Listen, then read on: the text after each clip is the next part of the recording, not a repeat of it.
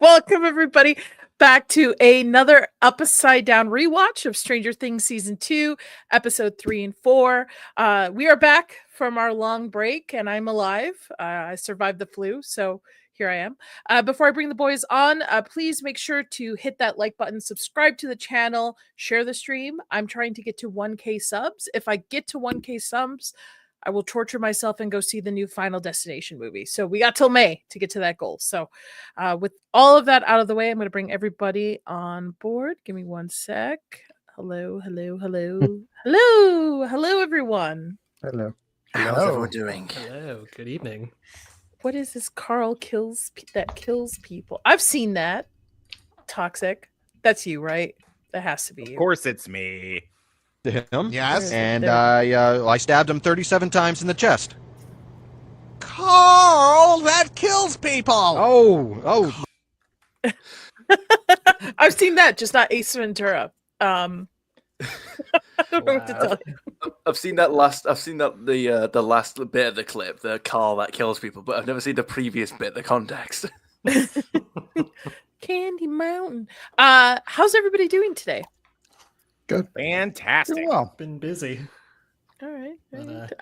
Don't all be lively. Blue, are you drinking? I thought that was pretty lively. Of course, on my yeah. part. No, I've been just paying bills because I hate I seen my dentist today, and last year we had insurance left for my kid, and hey, your outstanding bill of $600. Like, oh Christ, yeah, it drained me. Well, there's an easy fix for that, blue collar. Get that kid in a recruitment office and get him to pay his own bills and to take care of his own medical. Yeah, I watched all 8 episodes of Devil May Cry, and like anything, people, fans some love it, some hate it. I played every single Devil May Cry game since PlayStation era, and I enjoyed it. It's fun, but people. I mean, it's the internet. Is anyone ever happy? Never. The animation style looks unappealing to me. That new kind of computerized. But I have to first see the original. I'm not allowed to watch this remake. Are you gaming, Nadia, on one of your channels? I game on this channel occasionally, but I've never played Devil May Cry though. They're on sale right now on Steam if you can buy them. Or want to buy them and play them, but not all of them are worth playing. I agree. I think 5 and 3 are the best. I was kind of saying this in Leon's chat, but 2 is the worst, and then 3 and 4 are okay, but. Yeah, especially because 5 was on PS5 store for I paid $12 for the 5 special edition. Yeah, I mean I dumped 60 hours inside that game. It's great. It's a very fun. We should do a stream sometime talking about the best horror games on that from A to Z or some top 10 or something. I have to play them first. I've got to play them first. Speaking of things that make devils cry. Hi, Zax. Oh, hey, what's up? Yeah. Ooh. How dare you think I wouldn't show up? My computer decided to update its Logitech. So that's my camera and my mouse. So I'm I'm sitting here waiting to do it. And then I can't even reply to you on Twitter because I can't use my mouse. Okay, well, fuck. You look here good. I am, though. You look good. Boomer problems. Boomer problems indeed. Before we kind of get into the show, because I know it's been a bit of a break, I did want to bring up this, and it is pinned as a message on the chat. So everybody in chat, our friend Jacob, great guy, fantastic channel. Honestly, everybody should be subbed to him as well. He needs some help, as we all do in life. And if you can't donate, just sharing this to your network would help as well. So let's try to help him and his family move. You could read the description in there. And again, it's the pinned comment in the chat. So, and that's all I wanted to share. Any words, guys? Any additional? We should help Jacob. In terms of helping Jacob, I can actually contribute to this now because I'm not at work. So let me find that link. I want to do a show for Jacob to try to get this going, and so I want to do an event for it. We should do another clam jam, but all of it goes to Jacob. That's exactly what I was thinking. You read my mind, Nadia. Clam jam for Jacob. What could be better? Honestly, injection for Jacob. We should do the clam jam while some of us are in Vegas. Yeah, so everyone's drinking a little bit, and who knows what could pop out. Yeah. Clam jam live. Slam Jam Live. Yeah. Yep. Quite a few people will be popping up. Anyway, please, again, if you can't donate, I know the economy, that people are struggling and stuff. I get it. But sharing this counts too, like helping get this word out so that we can get it in front of people that can donate. Please do so. It would mean the world to me and everybody on this panel. Again, Jacob is just a great guy. Yep. Underrated channel, covers amazing movies. So please do so. Is this on your page, on your YouTube page, where you can where we could repost it and add our own stuff? Is it on there, Nadia? It's not there, but in the chat of this actual show, there's a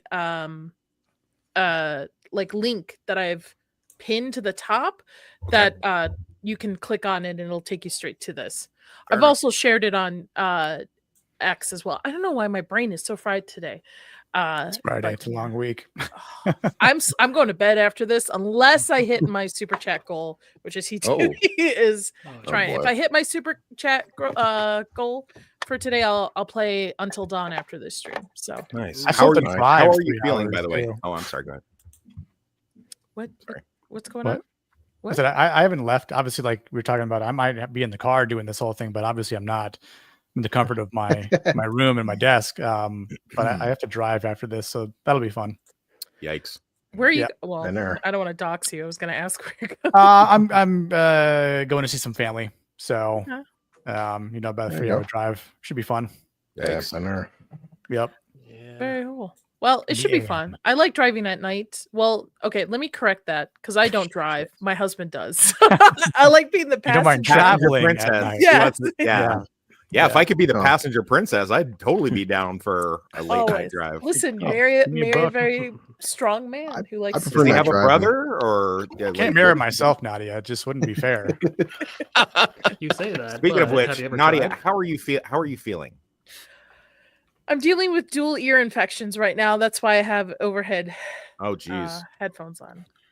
So that I have to take. Is that left over from this most recent ailment? So the flu completely messed my sinuses up, causing dual ear infections.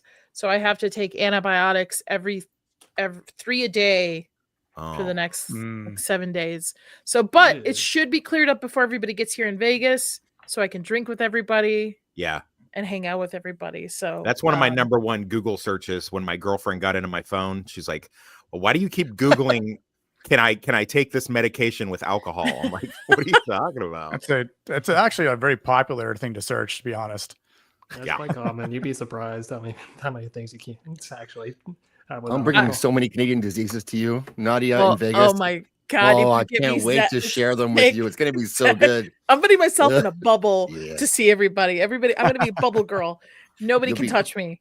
Leaking mucus out your ears. It's gonna be amazing. You're gonna love it. I promise. Please don't get me sick again. You Canadians, you're infected with things I don't even think Americans know about. So please do not get me sick again.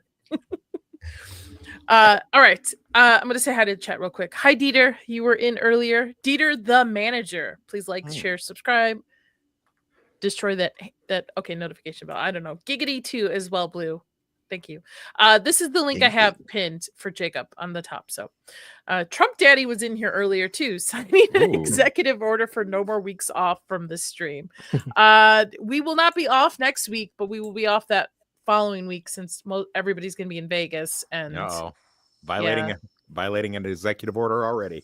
Yeah, I'm sorry. But I also have a wedding to go to that day. So stand back. It's Woggin time.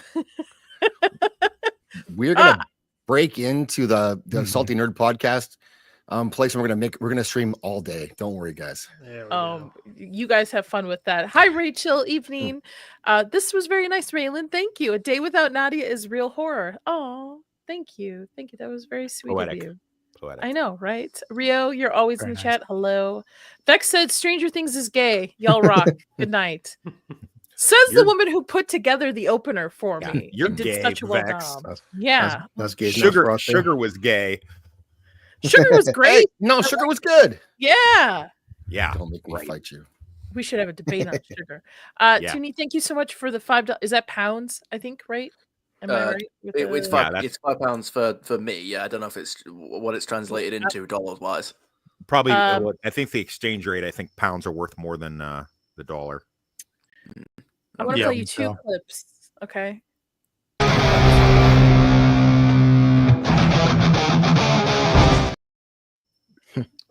But just for toxic. Afternoon, ladies. Afternoon, Billy. Take the new suit, Mrs. Wheeler. Thank you.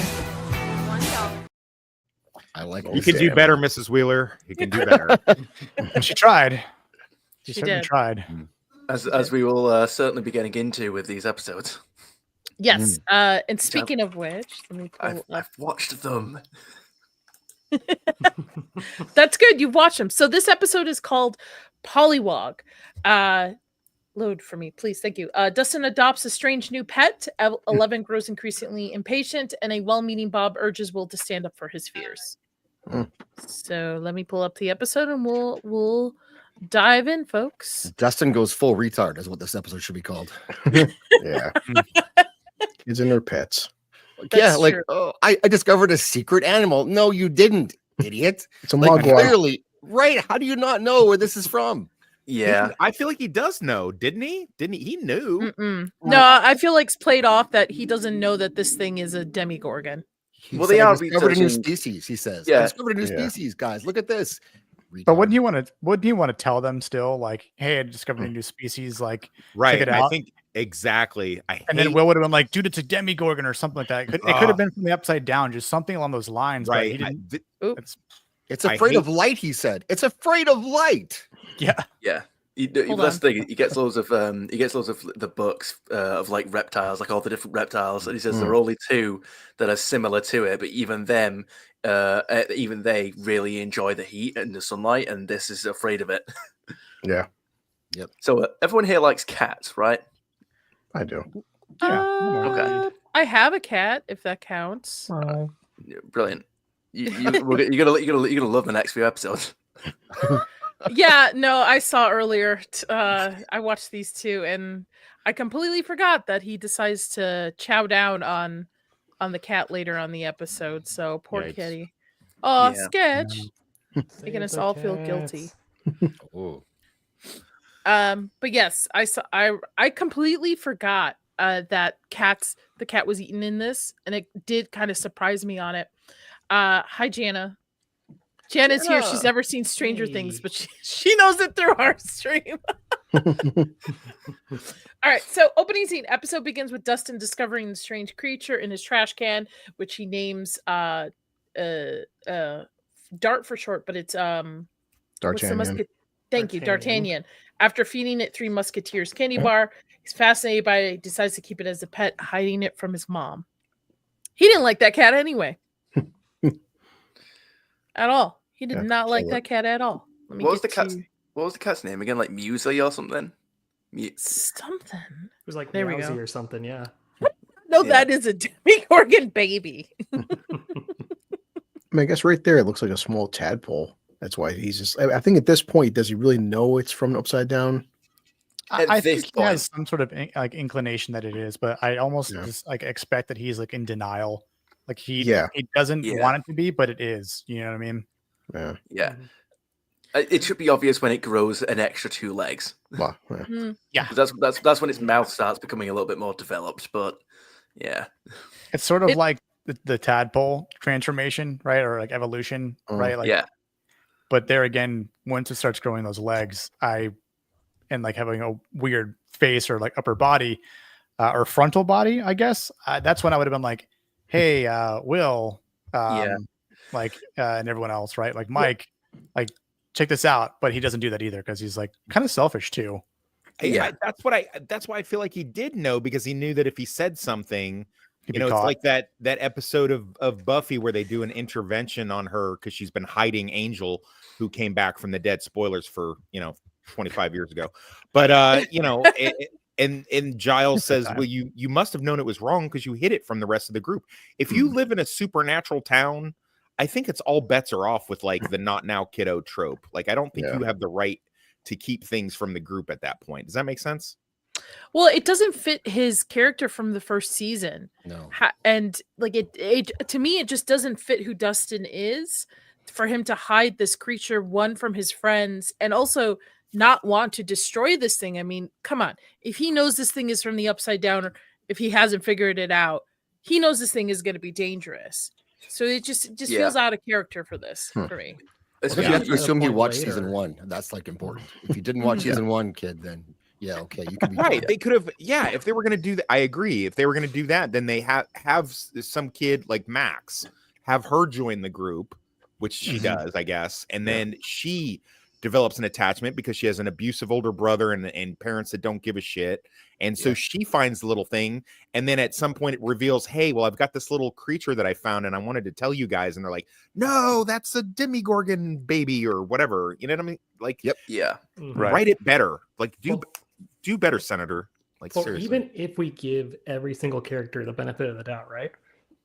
And they just think it's some rare exotic amphibian tadpole thing. As soon as Will spills that he like heard something or even just like spat something up like very similar to this, all bets should have been off by that point. Yeah. Wait, is this the slug? Yeah, he says well what they sorry, I'm malfunctioning. Will when they're in the AV club, Will he like flashbacks to that ending teaser of season 1 where he vomits up the slug, and I think he tells him about it directly, but he's talking about the dart in the AV club is making the same noise that I could hear in the flashback with the mind flayer. Like when they were trick-or-treating, you could hear that same chittering noise that the thing was making. So yeah, the hard cut to the flashback, or the flashback to him spinning up, is to imply that this is the same slug that he had spat up into the drain. How'd I never put that together? I've never put that together, that this was one of those slugs that got vomited up. It could have just been that you blinked during the flashback, I suppose. I mean, also, I guess. because you have a deductive brain and like logically it doesn't make sense. It kind of only makes sense in the context of the show. Like how does it relate to like it gets into the drain at Will's house and then winds up in what's his name's possession? Like that doesn't really in the trash can.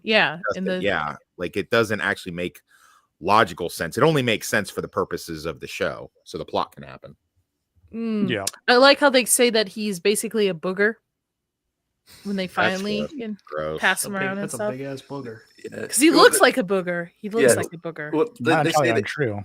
They say that he feels like one when Dustin keeps dropping him over everyone's hands. He's slimy. This is going to be a real struggle for me to get through this, like with this Dustin, because Dustin is the one that's like the knowledge one. He's the one that reads all the books. He's the one that watches all the movies, like because of the lore. Yeah, right. At this point, Star Trek 2 has come out, and they had a very similar slug thing that Khan uses against people he wants to manipulate and control. I mean, that's the first thing I thought, and I know Dustin would have watched that movie. So like he would have seen The Thing, none of this makes sense for Dustin to do this. It's so out of character. Yeah. Especially in the first film, he was the naysayer of the group for the most part with 11. Tell me this creature doesn't look like something out of Evolution. I know someone said it before, but it makes me want to watch Evolution again now. I've never seen it, so I don't know. I have also never seen it. You should watch it. It's great. It's a funny movie. It's great. Is it like Idiocracy? Because it's the other one I have to watch. It's like a comedy sci-fi. It's like, I don't know if it's sci-fi because it's more like it's about evolution. It's a group of college scientists that are trying to research an alien life. Oh, let's. And do you think the only like caveat is like because he's a kid, right? And kids will withhold things sometimes. It's like the only like reasonable explanation out of why he didn't tell his friends. Because I mean, I'm sure there's things in the past where I didn't tell my friends something, but I mean, I don't have anything like for hard evidence of what I could use for my own life. But I don't know. Like that would be the only thing I could say of not wanting to tell my friends something. Like maybe I was waiting for a surprise or waiting for a bigger moment to occur and then tell them something. But it's to their own demise that he doesn't tell them at any point in time until it's too late, right? Brandon says there's a part of it that reminds him of the dog kennel scene from The Thing. Similar lighting. Facts. Yeah. With dark. Yeah. I need to rewatch that film. Yeah. What, you've never seen Idiocracy? Rachel, come on now. You know Nadia Lore by now. I don't see anything. Rachel, you know she hasn't seen Ace Ventura. We were discussing that backstage. Right. Just be fair. I haven't seen Idiocracy either. Not it. It's not that big of Really? a deal. 9. If I'm everybody surprised, was Toxic. staying longer for surprised. Vegas, maybe we would have had a movie night. I would have read out of the theater, be like, "All right, guys, pick the top 5. Let's do this. Let's get through this." Hi, Gooch. What's up? up, Gooch? Birthday Hey. boy who just turned know. 21. Birthday for, week, the month, 30th man. time. 25 Canadian. Forever 21. You're right. I knew better. I love how the Netflix description of the episode really gives the game away when it says a well-meaning. Whenever it begins a sentence with a well-meaning Bob, you know it's about to go horribly wrong. Yeah. We moved then to, we kind of flashed back to when Hopper and 11 finally meet. Well, not meet, but she finally is trusting enough to come out of her hiding and approach him, as she's been hunting and living in the forest the whole time. And then we're flashed back to current time where she's just fed up with him for being late, and also what she's being cooped up. I mean, cooping up a 12-year-old, 13-year-old at this point. Yeah. Yeah. Something like that. Wasn't it like 340 days or something like that? I can't remember, but yeah, it's just about a year. This is how I acted at this age with my dad, so I completely. It's so funny that back then that's like the worst punishment in the world to be locked up. But now this would be that, like, kids would love it. They'd be like, yeah, I'll just be in my room with my iPad and fine. I don't care. Yeah. At that point, I take the iPad away from him to feel that same torture. These days, the TV is in the room by default. I know. Right. Yeah. And the best thing to do for kids, what do? Bribe them. Yes, with Eggo and Halloween candy Triple and whipped decker cream. Eggo. So again, Well, it's as only soon as the 10,000 candy doesn't calories.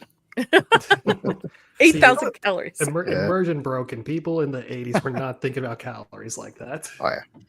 Very That's true. That's true. Well, But also, people in food the was 80s different were back then. also people were outside more back then too. Right. True. Yeah. People. Well, Were- Elle's special. She only knows the inside. Yeah, that's Yeah. true. I need to ask that, by the way. Is that Eggo, whatever the hell that is that actually 8,000 calories? Surely. Oh, No, not no. all. Actually, I have some Eggos in the freezer that are protein ones. Right. So okay. I mean, they're not. Except the protein ones aside, though, just they're it's not a healthy thing. it's just not a a healthy. waffle. No. It's- A yeah. lot of preservatives, and it's Yeah. the way it's, and then people add syrup on it, and it gets even worse. So Maple Sure. Let me syrup. tell you, Mhm. when you are super high, they are the Hungover. best. Nice and crispy. With I a will little take bit your of word for it. syrup. I've never on been them. high. Or peanut butter. If you just know my peanut God. butter on them. Ooh. I'm so hungry. Yeah, they're so good. A couple slices. of Almond butter, bananas. Nutella. I mean, the options are. Oh, endless. Nutella. I can see my But it's freezer gotta right be now. Italian Nutella, not American Nutella. Let's go there's, eat. you Of know, course. Yeah, of course. I feel for her. I mean, at the end of the day, she is a kid. I mean, Yeah. granted, she mass murdered people in the last season, but Yeah. at the Wow. end of the day, she's just a kid that Kinda wants. warranted. She wants to see her friends. She wants to have a little bit of normality, get out of this cabin. And I understand where he's coming from. He just wants to protect her, right? Because if the lab, even if the lab kind of seems to be better people, they're still going to want to take her. Plus, he still doesn't trust them. Yeah. Yes. Mhm. I mean, it's like you've got one doctor who seems to be like sort of in charge, who seems to be like, have most people's best interests at heart, but he's still just one guy. It's Yeah. like, Yep. Right. Well, he Yeah. appears to be cooperating, but that trust Yeah. is that bridge is going to take a while to build. My Yeah, problem, this definitely. kind of becomes a Hopper issue of like Mhm. they have this whole argument. Why wouldn't he just come out and say that? Yeah, even though Papa's gone, he still can't totally trust the guys who have come in to replace him yet. Why does he have to be so vague about it? I don't know what is with the writing in this season. I'm It's starting to bad. feel like season 2 is worse than season 3. People just don't remember. Well, it is. People- Didn't we establish that I last think it is. week, Yeah. or On not the- last on week, the but whole, last time? probably. Didn't we all kind of agree that season 2 is kind of a bummer, except with the exception of like the very end of it or whatever? What's up, Cannoli? It has like 2, maybe 3 Cannoli. moments that are like some of the highlights of the show, but on the whole, like on average, pretty much falls to the bottom for a lot of moments, kind of like this. Yeah. He Which, doesn't by like- the way, this- Oh, go ahead, Zach. I was just, like the characters just don't make sense in this season. They don't do things you would expect them to do. We just talked about Dustin here too. Like he would know. Season 1, he would know better than to think he can contain her like this. Yep. We wouldn't work. He could work with her, and she works on a higher level, so he could have a conversation with her, like you said, about what's actually happening, what to be concerned about. He doesn't have to like hide things from her. Like that's not what they did in season 1 at all. And so now he's doing that, and it just doesn't make sense for his character. I don't think. Yeah, I agree. May 31st, I think we'll get the trailer for the final season. So we'll have a stream about that. I think it's May 31st, if I remember correctly. Yeah, cool. It's something like that. The Stranger Things kids graduate college. It's gonna be pretty. If don't go to the IMDb page, because I'll tell you what, you're gonna look at them and you'll be like, all these kids are 30-something years old, so it's crazy. I'm gonna go see Especially Finn's Millie Bobby new Brown, movie right? Sunday. I wanna see it too. I will say it's going to be 6 episodes for season 5, but granted, we all know they're going to be like an hour and a half per episode. Be longer than that. Yeah, each one's like 2 hours long. Exactly. Yeah, it's like watching 6 movies. That final episode is going to have like 4 or 5 different endings. We're going full on Return of the King with this show. Yeah. Oh, I hope so. Know it. You know there's going to be like an ending for every single character that goes for like 15 minutes. Look, on a whim, I looked up the do you remember the Shire speech from Return of the King, and then I ended up just watching YouTube clips of the rest of the movie. I hope if we're getting a very, very good ending to the show, I would hope for a Return of the King style ending. Let's just go for it. Yeah. I mean, it feels appropriate. So yeah, this guy is just not luck with looks. I was doing my homework with this, watching these episodes, and I ended up watching the finale of season 4 again after that and I forgot how great it is. Like that's that's an amazingly well done episode of television. I was just about to ask you that. Because I've so not good seen it since it aired, and I was going to say, does it still hold up? But I guess it does, huh? It's better than I remember. Like you really everything. Nice. The way it's like the composed, all of it elements are just love it. Cool. By the way, I've never remembered, maybe those of you who grew up in the 80s, I've never remembered a restraint on how many books you can check out from the library. Yeah. It's still a standard. There's still a standard unless you get to in most small towns, it's usually 5 book minimum. I don't remember that growing up. Yeah, I don't going to the library. Either, but... Me neither. I don't recall it either. Well, the Midwest is not as trusting with its state. Maybe I just didn't check out enough books to find out. Who knows? Maybe I'm the problem here. I know, right? We didn't read enough. Sketch, that's the problem. Yeah, I remember for high school doing different projects for homework. You couldn't, if you went to local library, there was a limit how much you could take out. Also, we had to buy all of our books like for like English and literature arts because we had to annotate them. You couldn't get those from like a library because you came back with them all like written in. You'd have to pay a massive fine. So you had to buy them all. So, and to my understanding, he's looking up information to figure out what Dart is at this point.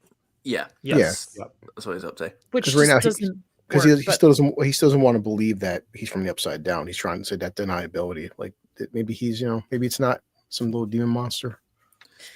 And Will's continuing to experience visions of the Upside Down, including a terrifying moment where he sees like the massive shadow creature. Especially, I forgot about the scene where Joyce sees it in the TV. That was very creepy. Yeah. So cool, can I expose my maybe my early cynicism back in the day about this scene in particular in the car with Will and Bob? Oh God. Yes. So back in 2017 when this aired, I originally thought that this scene was hinting that Bob was like a secret agent working for the lab, and totally thought that like the lab knows about the shadow creature and Will's connection and are coaxing him to try to like engage with it to find out more about it. I thought the exact same thing. I'm glad I'm not the only one who thought this guy's so sweet and pure and innocent. He just he's evil. You can't be that good. Nice. That would be better, actually. I would have liked that. Especially a show like this, you expect them to be like something like it's good people in this kind of horror movie. It's hard to find. Yeah, it would have been cool, but he could have an arc then though. He can come back and he could still be the good guy by the end. Maybe. But But now I think after that I just felt bad. I'm like, oh Bob, I treated you so poorly. I'm so sorry. Yeah. Well, everybody tries to ship Hopper and Joyce when honestly Bob is a better father figure for the boys. Yeah. Between the two. Bob's great. Bob's a great dude. Yeah. I know it's going to be like 8 years too late, but in the same vein of Justice for Barb, can we get a Justice for Bob going? Hashtag Justice for Bob in the chat, Hashtag Justice for ladies and Bob. gentlemen. I would say Justice for Bob, if not for. Do you know what? We'll get there. We'll get there. Yeah. We'll get there. Justice for a lot of people. That whole scene's a great scene. He is trying to tell Will about overcoming your fears and just trying, like, you know, especially the fear of clowns. But I never realized as a kid how much a lot of people are seriously terrified of clowns, even taking away it. And Bob has a fear of clowns as well. But it's a good premise to tell a kid with nightmares because he doesn't understand Will going to the upside down and just like, hey, face your fears, go away, you can do it. I'm not gonna lie. I got. Go ahead. Go on. You go. Sorry. Did it come out by now? No, but okay. No. So The book? no, this is a great observation from Blue. So like at this point, no, it has not. But the other thing is that because it didn't come out till 1985. But the thing was, you have a generational thing. So like Bob would be like my parents' age, I guess. He would have been born in the 50s or whatever. And so they grew up, and Ronald McDonald used to, like, the early iteration of him, and like Maribel the clown, they were all extremely horrifying.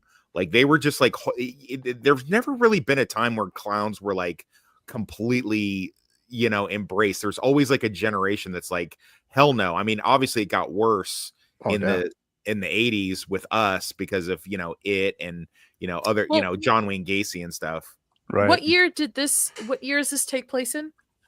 I think this is 84. Yeah. Okay. Yeah, because It's got to be 84 because they got Ghostbusters. Also, Yeah. Also on the library when Dustin goes there, they have a vote here sign on it. Okay. So like okay. I think both this and season 3 are during 84 election year. The real horror. Okay. I don't know who was running at that point. I'm just making jokes. Reagan. Is that Reagan? Yeah, it was Reagan and that would be Reagan's re-election. McGovern. I thought it was. I thought it was something else. So they're living through a good time soon. Yeah. I'm pretty sure this is the one that Reagan just won in a huge every single His landslide victory. Yeah. Oh, it was Walter Mondale was the Mondale. Yeah. He only won his home state of Minnesota. Every other state Reagan took. Yep. I almost called him Max? Reagan. I have a question, and I think it's the next episode, or if it's this episode. Billy's a racist, right? That's why he has problems with Max hanging out with Lucas, right? He's a racist, right? Yeah. I think he's a racist. He's a misogynist. He's all of those things. That's why all the chicks like him so much, because he's really toxic. There we go. Hey, don't you like that bad boy type behavior, Nadia? It depends. Can you fix him, Nadia? It's the I mustache. can fix him. He wouldn't like or me. Is whatever's wrong with him way cooler. The amount that a woman will tolerate from a bad boy and a toxic behavior is directly proportional to how chiseled his abs are and how cute his face is. It's true. Yeah. Well, He we do wouldn't have Later money comes into it, but for now, Listen, he wouldn't like me. I'm Middle Eastern and I look Jewish. He would not like me. He would not. He'd be a racist against me. So there you go. All I'm saying is Billy definitely was in Charlottesville. Okay, I have a question too. This This is is not. George. I'm not trying to be an asshole with this question either, but do you think Will Byers at what point was he supposed to be gay?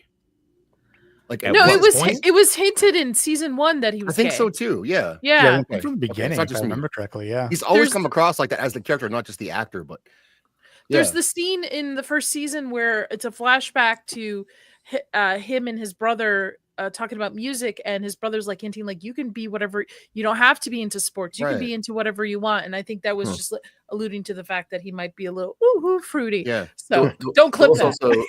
There was also a bit when he went missing. Joyce was talking to Hopper, and she was telling Hopper about what Lonnie, the father, said about him. Said Lonnie said he was queer. Used to call him. I can't say that word on YouTube. I don't think. Yeah, no. But yeah, but yeah, there was that bit. Okay. Yeah, I love Hopper's reaction though. He just looks at her and just goes, "Is he?" He goes, "He's missing." He's a kid, so but yeah. Yeah, no, it's been hinted very strongly. The only thing that was never really hinted that he had a crush on Mike, I think that was hinted later on in the seasons for it. But that could be just like, to be honest, if Will was a girl, he probably would have a crush on Mike too. I think it's just when you grow up with people like that. So Hopper is continuing to investigate the rotten pumpkin fields around Hawkins, suspecting the connection to the Upside Down. He finds the slimy trail leading to the underground tunnel systems later on, hinting that there's something sinister spreading below the town. With Will's help, with his vision help. So here's a question then. Did Hopper ever suspect that the Upside Down was connected to it before he went to see Dr. Owen, or did he just piece together that the lab happened to be at the epicenter of that map? I don't know. I think it would be obvious, right? Because what the ordeal that they had to go through in the first season, I feel like the obvious pick would be anything sinister happening would start in that location, in that place. Like it's what's the word to when it's like the obvious Trojan or cat, maybe, I think, or something to that extent. Razor? Thank you, Oxman's razor, where it's like the most obvious answer is probably the correct answer. In a sense, I get the impression that throughout the season he never suspected that there was a direct connection to the lab or to the Upside Down before he saw that map. He always assumed it was like some sort of malicious activity by someone just in the town. But that map is what led him to begin to speculate on that. I don't know. Anybody else think that or have a rebuttal to that? I don't. I didn't even pick up on that. Go for it. Yeah, I don't have like a rebuttal against it. I think it's feasible. Because Hopper's supposed to be the logical one, right? So that would make sense more so than him hinting that it was the Upside Down until he's seen the map. Like, I don't think Hopper really understood what was going on with Will until he saw Will after Will became possessed, and with the how I like my house so cold like that. I open my windows in the winter time all the time. What are you trying to tell Me us, too. Nadia? I do. Me too.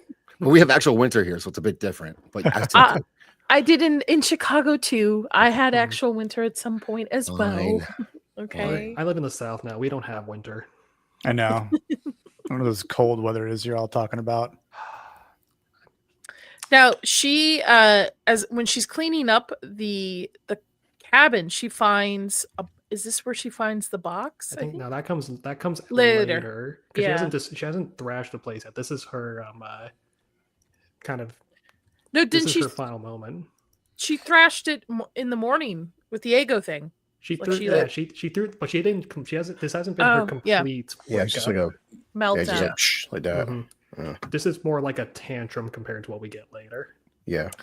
This episode takes place on December 12th, 1983, from October 31st to November 1st, 1984. I was like, wait a minute, it's not snowing outside, but the flashbacks, I see what you mean.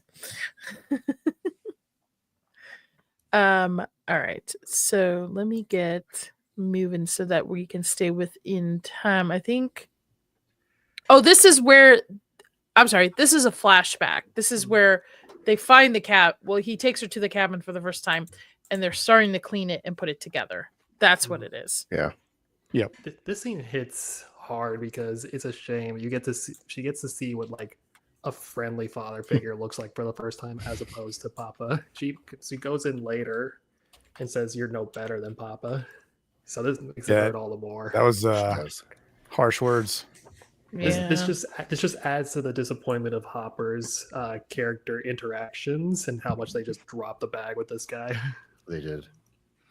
If she's smart enough to know Morse code, she's smart enough to understand why you're holding her back. Toonie, you don't have to do that. 4 comments until done. For you, sir. Let's see. I'm doing a countdown. Graves. The mirror of your dreams. Make believe I'm everywhere. Never ending story. I'm really looking forward to that episode where they're being chased by whatever the hell that was in the back Yeah. of that car. Toonie, you're in for a wild ride in a couple weeks, my friend. Oh, wait. yeah. Oh boy. Deary me. Oh boy, I cannot wait for that. It's gonna be an arc. You are going to have an experience. I did like this though. It's showing he's showing her how to set up traps. He's showing her music. Mhm. Just he's just showing her life because her whole life has just been stuck basically in a lab, except for her small interaction with the boys and just having a father figure for the first time in her life. Yep. I'd love to learn little handy tricks. Half of us would be screwed if we internet yeah. goes down, everything goes down. Half of us Well, wouldn't be that's able to. We'd be done. When I was in Boy Scouts, I'll be all right. Yeah, I but- know, Windsor. We can whittle. I know enough people with farms. I'll be okay. Yeah, I think everyone knows at least someone that has a couple of handy tricks. Yeah. Yep. Team effort. Yeah. So who's got He is. the doomsday bunker? I definitely don't have a bunker in Lawrence, Kansas, underneath a certain building that I do security on. I definitely don't. Noted. As long as we don't turn to cannibalism like Yellow Jackets, Ugh. Don't part of us will probably get would. me started on that show. Speaking of gay things, do you like sweaty dudes rubbing up against each other? Wait, who doesn't? Sweaty teenagers, mind you, they're supposed to be Absolutely. playing. My God. Oh my God. This Listen, is kind of comical though. Quick, play the season 3 clip. Hold. Okay, hold on. You don't have to ask. You don't have to ask twice. Afternoon, ladies. Afternoon, Billy. Take the new suit, Mrs. Wheeler. Thank you. Mhm. See, in the clip, he's of legal age, so like it's Fine. okay. There you go. He's out of high school. Oh, is she a legal cheat on your husband age? Mhm. Listen, Yeah. I Yeah, don't condone cheating, but look at her husband. Yep. It's his own Just fault. saying. He's asking Yeah. for it. I guess Speaking that of makes it okay. husbands, Yeah, I guess that makes. I didn't know that was a loophole in the court of law. As long as the kid is young and hot, then it's fine. Yeah. If dad's a loser and then the kid's young and hot, then checks out. Acceptable. I think if Dad's just a loser, okay, just in general. I mean, I you think say, that dad wants to watch. I think. yeah. Yikes! Oh yeah, Especially with those glasses. Yeah, of course. yeah. He falls Uh, in his armchair. So Nancy shows up thinking she's gonna be big boss Wheeler here, put this dude in his place, not realizing that she's the asshole actually in this.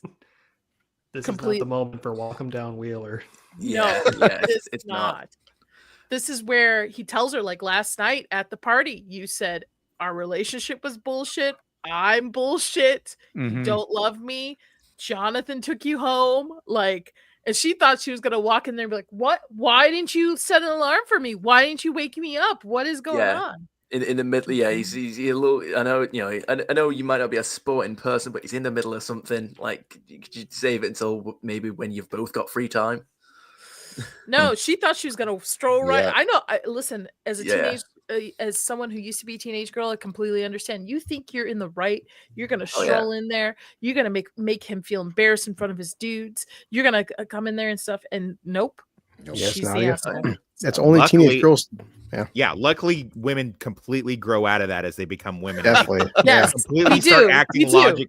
Yeah. Yeah, they start acting logically. They definitely don't stop any accountability, and they definitely admit when they're wrong. Yeah, thank God that happens, right, guys? And they Isn't work that a well joke? together too. As adults, knows- they work well together. They never compete. There's no backstabbing with women when they're No. all grown up. Never. No crazy outtakes. Yeah. No rage Yeah, moments. Everyone settles down and they all live happily ever That's right. after. I'm the oldest of 8, and majority of those are all girls except for one boy. So no, we don't do that to each other. No, not even a little I bit. can honestly joke about my dad's been passed away for 12 years now. Mom is still shitting on his grave and still saying how he was wrong. Huh? He's been dead for 12 years. She's still Oh, your fucking father, Mom. It's been over a decade. Let it go. Jeez. Whoa. Chris ran in here. He goes, "I don't condone cheating, but what?" Because he walks in. I was never wrong. He ruined our marriage. Yeah, I'm never wrong. God. he ruined it by Oh. dying. Well, that'll do it, huh? And then the kids finally meet Dart. Look how He's cute kind he of is. cute. He's kinda adorable. Yeah. Like He's definitely not going to grow he's up and got- murder people. Nah. Ignorance is it's got- bliss. What's got up, the Will? Cuteness factor of like Hey, buddy. a chimpanzee, a baby chimpanzee. It looks cute, but you know that as a pet, it's gonna grow up and maim your face. Oh yeah, that's Yeah. why the whole allegory of like the whole baby tiger. Baby tigers are so small and adorable until they turn 600 pounds. I've seen Tiger Yeah. King. Yeah. Or like a baby Hi, snake. Will. I'm a girl, though, Will. Just FYI. Last time I checked. Hopefully. I think so. When did time you I- check last? When? You can tell us. I peed right before the stream. Okay. I hope so. Believe me, if I could pee standing up, I would. Wow. It reminds me of the joke from what's it called? Jumanji, the remake though. Is it Welcome to the Jungle? Well, no, that's a sequel. Yeah. Yeah, it's Well, it's not a remake. It's like a soft reboot. Like it's way down the line. Well, sequel. the soft reboot's Jumanji. They still call it Jumanji. Then the sequel is Welcome to the Jungle. Yeah. Well, I meant the first one anyway. Where the first of Jack Black. Yeah. Like The Rock, all Killian Johnson, right? Rachel, did you solve the case? Rachel goes, "Hi, TJ. Are you Moxie? I thought that caught my eye." And TJ goes, "LOL, hugs." So Yeah, it's this whole scene is funny because he's still trying to convince all his kids, "Hey, listen, I've been reading book. He's a tadpole. He's a frog. Don't worry. He's not an evil creature from a different dimension. Yeah, definitely not. He's a pollywog." it makes no sense. This thing is not. This should be Pollywog from another world. And I love how they introduce Max to this, but then they tell her, "No, you can't come to the next meeting about Will's visions." Like, this girl's confused. What is going on? Are you my friends or not? Well, it's like everyone gives Pollywog Max goes in a the hard blender. time. Everyone gives Max such a hard time for being a bad character, but like, look what she has to work with. In some ways, I'm not kind of mad because I still want to see the new Lilo and Stitch. And they're like, "What is that?" Stitch is like, "That's a dog." That thing's not a dog. Yeah. It's a blue hideous alien. No, he's my pet dog. Wait, what? I will say, Disney might have me on that one. I kind of want to go see that in theaters. They got Yeah, me for that Yeah. one. it looks cute. Doesn't Stitch like pretend to bark like a dog when he says that? Oh yeah, he says with collie, it's like rough. It's like, Yeah. That'd be fun. Oh, that's great. All right, so everybody's a little reluctant to this thing, as they should be, Yeah. except for And- Dustin. And of course, poor Will's at the flashback and puking it up. Hi, Zax. If I do 10, will that count for Until Dawn? Damn, I don't really What's want up, to. Cinnavir's fish? Fish. Thank you, Sin. Cinnavir's fish. Wait a minute, is that me? Never mind. Why is there a picture of a cat, but it's a fish? But I It's a kind of long story. I've put Yeah. it together. I've kind of put the pieces together. You put the Anyway, fish in oil. You Why put it together. You figured it out. for you, Sin, I have to play the same. I'm sorry, Toxic, but it's Sin. She would appreciate it. Afternoon, ladies. Afternoon, Billy. Dig the new suit, Mrs. Wheeler. Thank you. The more I drink, the more I like that clip. But thank you Mrs. for Wheeler. the so we are two $5 or more chats away from me playing Until Dawn tonight. So apparently everybody wants me to pee my donate. pants. So Yes. Pee Yeah, we do. Your pants. Pee your my pants. pants. Pee Pee your my Your pants. What is the target for Be Your Pants? Is that a different one or is just the 5? She's saying that Um, if she stays up and she does that, she'll plays- probably wind up peeing her pants. Nice. Yeah, I will end up probably peeing my pants. You're not cool unless you pee your pants. Yeah. True. All the Yeah. cool kids. All the Nadia's Listen, like, you I eat don't get that those. reference because I haven't seen Billy Madison. Adam Sandler's movies. I have seen all of Adam Sandler movies actually. okay. God bless you. You good. either pee your pants when you're really young or really old. There's like 2 times in your life, or maybe a random Saturday. I don't know. Yeah. I've been convinced by most women die. I've dated that are single moms that they pee their pants after they've given birth to a. Well, I abnormally mean, large when you child. stretch that thing out a bit, things kind of, Oh, get boy. haywire a little bit. Blue collar pees his pants all the time. No! Until There it that is. 100% Goddamn right I do. No, it's one more still. One more still. I take pride in it. Sketch, thank you. Sketch, what do you Sketch? All right, I'll give you a choice. I've got Twilight, Eddie, Hopper, Billy, Pizza. What do you want? Yes. I do you mean, want, I'll Sketch? give you some clips to use if we can just stop putting Billy up. You broke out. It cut out. What do you want, Sketch? Do you want Pizza, Steve, Billy, Hopper, or Eddie, or Twilight? I've got Twilight randomly. Have we ever seen the Hopper one? Do the Hopper one. I've got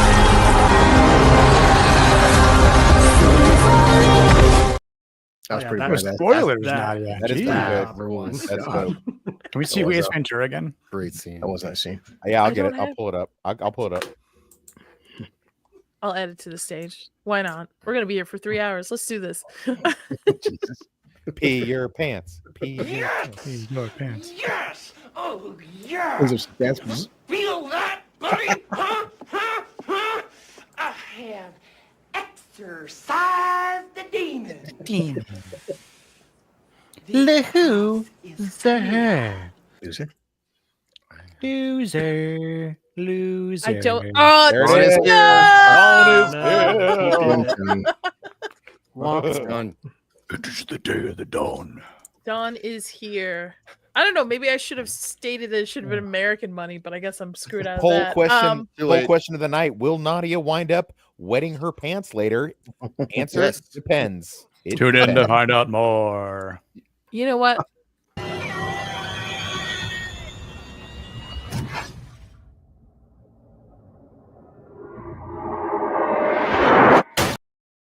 And just for good measure. Okay. I recommend for clips though, if you can find some, Gooch is a sucker for midget clips. So any kind of if Gooch is in the chat and you can find a clip with a midget in it, he will. He go might pee wild his for it. pants. He Is might Is pee there a his pants. midget in this He might pee his series? pants. I don't No. think Has no. been. No, there's not. I'm surprised.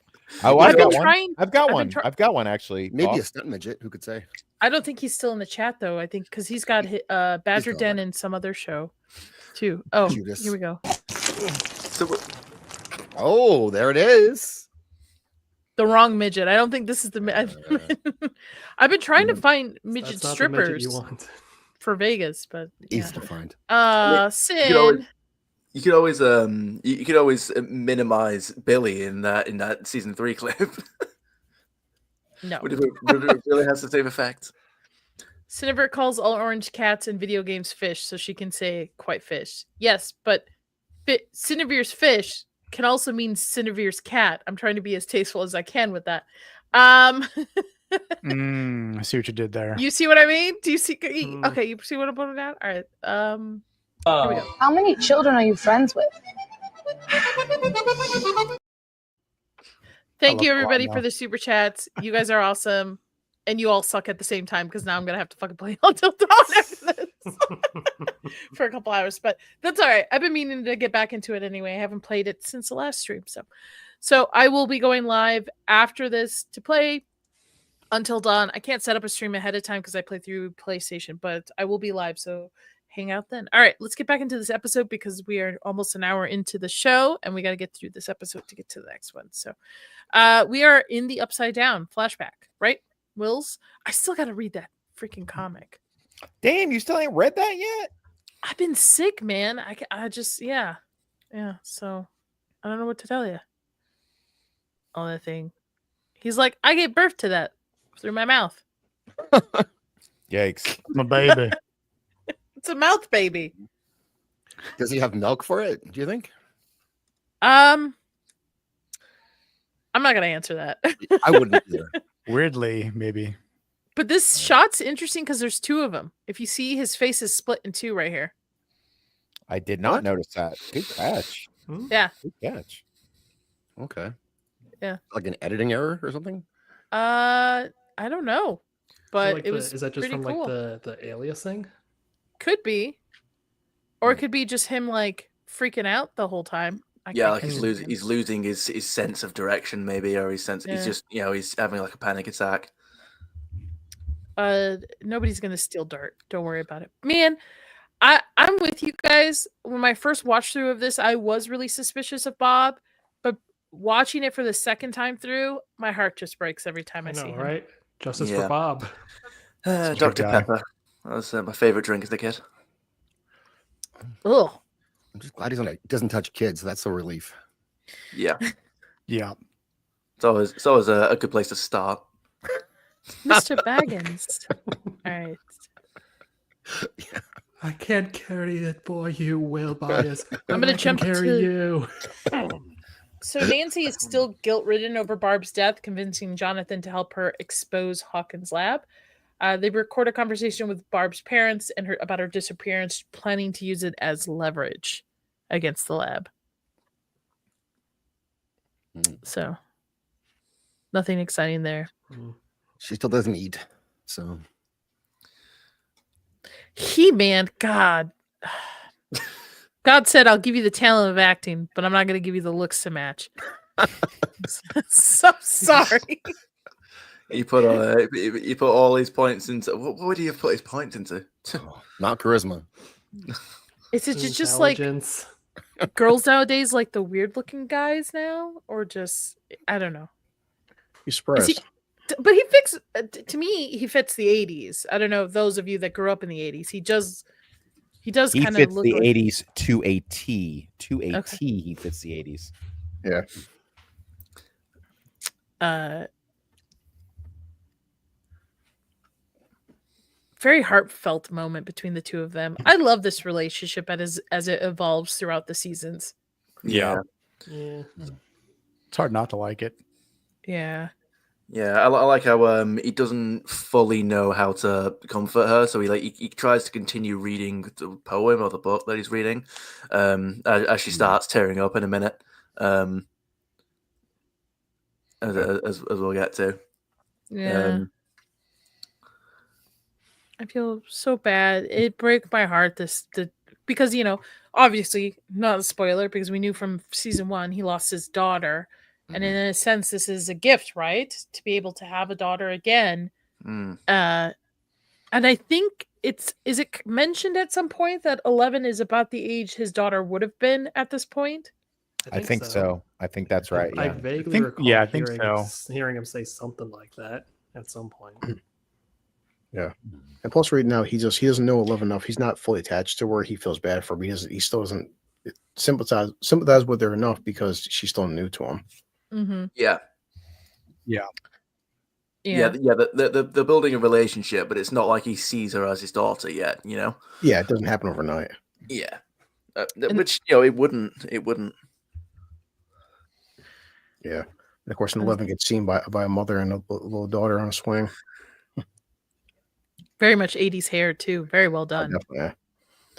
And of course, 11, she goes away, but it's cool that the swing there, she has a swing like that and it wraps up, just using her powers again. This is where she sees the where was it? The mind flare. It's a little bit. It'll be a little bit further ahead because she can't. She's trying to get the tape working now. First, we got to get a whole sequence about just how insane it was to use these cables to plug in your equipment. Definitely. Here it is in a minute when she fast forwards. I used to take apart VHSs like to clean them and fix them for my grandparents and such. Yeah. And one time I was babysitting my twin sisters and they came to me and they said, the frog, my stepdad's frog, he had a pet frog at the time, is in the VHS. And I was like, what are you talking about? So I open the thing, I look, I'm nothing. And then I finally unscrew it and here's this little frog hiding in the back by the wheels for it to save it. And they're like, oh, he just jumped in there. I'm like, sure he did. Well, yeah. What are the odds? Instructions unclear. Frog stuck in VHS player. You're not going to believe this, but here's the story. Mind you, they were very young at the time, very little at the time. So, I looked at dialogue where she's like, Bob, I'm trying to watch your video thing. Oh, it's okay, it's shrunk. And he's like the VHS C to VHS F and what was it? C to a H and then like take the coax cable with RFP 1U. Like what? Kids don't know how lucky they have it nowadays. No. Oh, an HDMI cord. cable. That's about it. So Yeah. Universal. And you Dare had I to figure say? red to the yellow, like you had to figure Yep.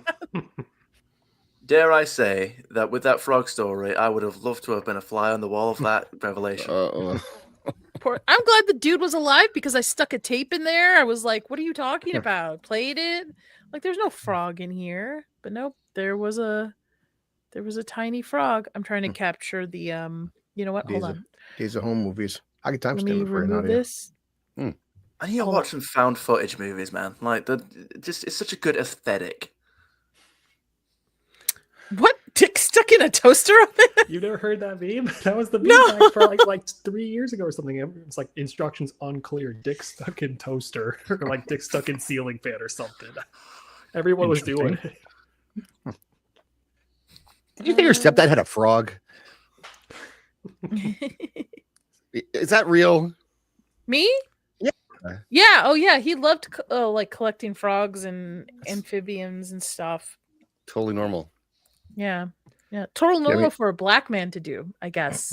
What? Right? Whoa! Yeah. I don't believe this. Now I know you're making this shit up. No, I'm 100. Yeah. I'm telling you, 100% true. You're not Palestinian either. I don't No, believe you yeah. anymore. So that seemed with the very smart. Also good on Joyce for noticing that, because I mean that would have most people would have picked up this image in the background, like, oh shit. Yeah. I didn't pick it up the first watch through. It's like, what the fuck is going on? And then not remembering it. It's creepy. Plus- it's an interesting shape. It's almost like a spider. Yeah. Well, there's a reason for that. Yeah, and again, I really love the soundtrack in this scene as well. They did it in season 1, but it's like the droning. It's not so much music as it is like a droning sound effect, and I love it. Yes. But it's got a rhythm to it. It's so distinct. It's like the upside down theme that they got this season. Like their music team killed it this season. Oh, absolutely. Plus, dude, how many horror films does the main character find the ghost or bad creature based off of some found footage or a VHS or like a cell phone camera? Yes. I mean, in Insidious, remember the old photographs when they just kept seeing like that old lady in the dress, like getting closer and closer each time? I will say Women in the Yard did an interesting thing about, because, cell phones nowadays with modern storytelling kind of are plot holes a little bit, right? So with Women in the Yard, they started off with, because somebody in the family passes away, so in their grief, the electricity goes, so they can't charge the phones, and one of the kids, just out of his grief, like smashes his phone, so they have no phone access to it. And I was like, oh, that's a clever way to write it in where it makes sense with what's going on in the story, because cell phones, if they had cell phones back then, half of these episodes would have been solved pretty fast. I know. Take a picture of things. So he wants to show he wants to show Mr. Clark what this is, and Mike comes rushing in. Stop him. And I think this is the point where do they kick Max out at this? Yeah, this is the crew meeting. Oh, where no Billy's Max. racist. Or no, wait, no, that's the other episode. Yeah. We don't know he's racist just yet. We just suspect it. How did I not pick up on the first time watch? I'm like, why does he have a problem with his sister, his stepsister, who he obviously doesn't give a shit about at all. Yeah. But all of a sudden, because she's talking to a black kid, he's got a problem. He's like, I got to protect my own. He has limits. That's all. Yeah. Okay. He's from California. Okay. What else is he going to think about a Midwestern kid? Yeah, but California back then, they would be a little bit more progressive, I would think, right? He drives a sports car to high school. He almost drives his sports car through high schoolers. Remember in episode 2? Yeah. This is the big revelation of Will telling them that he thinks this thing came from him or something. I think from the Upside Down. Yeah. That's what my notes say. Yep. I have 2 minutes. Pollywog. Still defending this little shit. And I'm like, come on, dude. No. Mm-hmm. And there he goes. Dustin is using the would you go back in time and kill baby Hitler meme. Touche. Look, I know they're all kids, but I refuse to believe that however many of them let that thing get away when Max was right there. She takes up the doorway. There's no way. It's the size of like a gerbil almost, I think. Yeah, it like fits. It's like the width of your hand. It's like the width of his hand. There's no way they let it get past. Yeah, fair. Well, to be fair, it's not like they were ready for the door to come for Max to like actually unlock the door from the outside. They thought they were secure. Even poor Dustin, he's like, we have a bond. I promise to take care of him. I'm like, what do you mean he's evil? He's like, no, he's not automatically evil. And look, kids, kids deny that. It's like, hey, I have this new We pet. have a You know. bond. Yeah. Okay, so we jumped Get past outta it here. earlier, but Hopper has a great scene with Dr. Owen in his office where he's convincing him to take his Oh, crew yeah. out to the Yeah. fields here. There's the dialogue, like the writing there for Hopper is great. And Yeah. it just you can tell when they know what to do with him and when they don't know what to do with him. Yeah, Like so I the thought- season 3 that he's just the butt of the joke. Season 4, I think they kind of bring it back to what Hopper originally was with season 1 and 2. But season 3, he's the butt of the joke. The Well, entire time.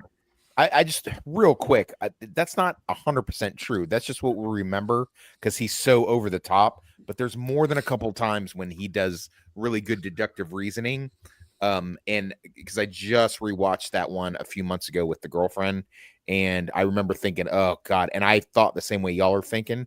And then I watched some of the things that Hopper does, and I'm like, okay, that actually kind of makes sense. So I mean, he is over the top, and he's can't seem to control himself like a toddler, having a tantrum most times, and he's just fat and chasing Joyce around and stuff like that. But he does make a lot of good deductive points throughout the thing. But because he's so overblown and over the top, people aren't listening to him. Yeah. Maybe I'll agree with you once I get through that season when we get there. This is interesting because they call it in over radio that a little girl has been spotted, and he wants to make sure this dude's not hearing him. Like, oh shit. Yeah. 11's cover is about to be blown. But also too, like he thinks that Hopper's just like, oh, come on, it's just a bad, bad weather or something, bad on batch, because we've got the stuff contained where we're every day flamethrowing it and stuff. It can't possibly make it out this far. And Hopper's like, he's the one being realistic. Like, this shit, something's going on, dude. You're in denial. Yeah. I don't know how much he's actually in denial as much as he's not going to, Hopper's on a need to know basis and he doesn't need to know.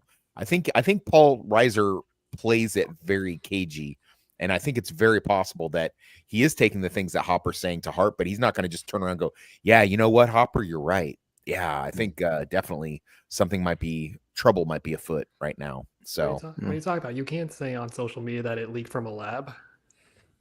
Right. Oh, yikes. Yeah, true. Yeah. They eat bats. You have to say that. Yeah. We also get a jealous 11 because she thinks something's going on between Max and he's moved on. Yeah. Come on. It's a bit much. I mean, she's 12. The redhead always wins. Come on now. This is what she gets for trying to make a D&D class called a Zoomer. She knocks him. Think of having somebody with 11's abilities as your ex-girlfriends, guys. I still the fact when I was in high school, my girlfriend dumped me, and then I had a new girlfriend. She flipped out on me. Like, why'd you new girlfriend for? Didn't you break up with me? So I mean, they hate that stuff. Girls aren't crazy like that. No. Yeah. No, we're not. We're not nuts like that. The breakup is supposed to make you want me more. Yeah. Exactly. Yeah, she had a new boyfriend, then I got a new girlfriend. She flipped out one day. Why'd you move on for? Yeah, why'd you move on, Blue? You should have, stuck around, waited it out. Yes. You were her plan B. Nadia, please do not entertain this because we went over this during our 500 Days of Summer stream last year, and I've already explained all of this to Blue Collar. So, what? The fact that your girlfriend in high school broke up with you, didn't want you to get a new girlfriend because you are her plan B. Because if things didn't work out where she was going, she knew she had you to fall back on. Women are energy sucking succubuses that want you to always be around for them to pull energy from at any given. And when your attention goes elsewhere to another woman, that little radar that God put in their brains goes off, and they go, hey, he's got another person that he is giving attention to. I must intervene. Something must be wrong. It's never happened with me. Never happened with me. So I don't know about this experience you're talking about. Nope. Can't relate. I've maybe had my heart broken once, but I've broken a lot of hearts. I'm just saying. See? I believe it. I believe it. You got some back pocket boys just in case, right? Yeah. No. After I got married, that's gone. Shit me. But it was there. There's somebody with a horror from Nadia poster with a bunch of candles under it somewhere right now. I mean, what do you think Plan B stands for? Billy. Chris is probably playing Monster Hunter right now. He's not even listening. So game is so fun. Yeah. I need to get into that franchise. I'll get there eventually. Junie, Just get the new one. Things. We have things to teach you. You're gonna learn. So I love the ending of this because he becomes possessed after when Bob snaps his fingers, and it's just like. So I'm trying to get to that. And you see why we all thought that he was a Fed. Yeah, I didn't know if you know what? I didn't know if I thought he was a Fed or if he was under the thrall of the demons or whatever you call them. You know what I mean? Like I wasn't sure, but he really just seemed too good to be true. Maybe that was the point of it, like a red herring in sense. No. That was that was definitely what they were trying to do. They were trying to subvert your expectations by making you suspect. Nice shot right there. Yeah. This is tentacles and stuff like. Oh, hi, Chris. Just there he is. What's up, Anthony? Yeah, I mean, What's up, Anthony? This scene is such a horror movie because this poor 12-year-old kid's looking up this damn like Cthulhu like God, and also so earlier with the music is playing, then it stops. Yeah, it's just pure sound effects. That's really good on and your headphones. Just look at that demon; it's brilliant. Yeah. Great effects. It is creepy looking. You know what? Next time I go to Target, every time I go to the same Target, there's a Mind Flayer Funko Pop. I don't like Funko Pops, but I feel when they're creatures, it makes sense. So like getting a Funko Pop of Godzilla or the Mind Flayer. It's when you get Funko Pops of like people characters, it just doesn't make sense. I wish I had known you a year and a half ago, Nadia, because one of my clients couldn't pay off all of his bill and he gave me a bunch of Funko Pops and they were all Stranger Things Funko Pops. Wow. And I basically just saw, you remember that Blue Collar when I had all those Stranger Things Funko Pops and I was selling them off? Definitely remember that from earlier. Okay. So Nadia, you're on the Funko Pop thing. I'm surprised no one's made one of those like inflatable tube men things that sit out like parking sales lots. The Mind Flayer. But it's a Mind Flayer? Yeah, why is there not one of those for the Mind Flayer yet? I bet somebody has made it for their house, like a decoration, like it's homemade at some point. That would sell so well during Halloween. I wish those things were out there. Someone needs to have one. This thing is just so creepy looking, but it's so simple. It's a simple design, but I think because of the size and stature and how it has like these tentacle arms is why it's so creepy. Otherwise, like you don't see a face. There's no teeth or anything like that. Oh yeah. Oh, look, I'm just saying, Bob. Go on, what was that? Was it Toxic that was saying? Oh no, I was gonna say like, and you can see like in the background, like wherever it's like emerging from is so far in the background, it makes you just wonder like, is there like an entity at its base like that it's coming out of? Like how far back does this thing go? Yeah, I was just gonna say, Bob, telling this thing to go away is not the same as telling a clown to go away. It's don't go. It's not gonna work. It's so creepy looking. It's like I'm still looking. I mean, yeah, it says behind the scenes that obviously it's got some H.P. Lovecraft influences, but look, the Mind Flayer, like Nadia said, it's almost like an octopus, but also kind of a spider. Even the head, though, the head looks like a very like almost like a xenomorph too. Yeah, I can see that. It looks distinctly alien. Yeah, but it's been officially they said it's based on the Elder Gods of H.P. Lovecraft's work is the actual official inspiration from the creators. Well, they originally didn't. We've talked about this before, but originally they didn't want to do a season 2. There was never planned to do a season 2. It just and Mind Flayers don't look like this in D&D, but it works for the concept of like the tentacles and stuff. Yeah. Man, I haven't played Baldur's Gate in a while. That reminds me. I haven't played Baldur's Gate at all. I love that game. We're not playing Until Dawn's Night. We're playing Baldur's Gate.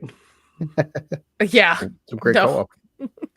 And that's it. That's season 2, episode 3. Season 3, all right, cool. What do you got for trivia?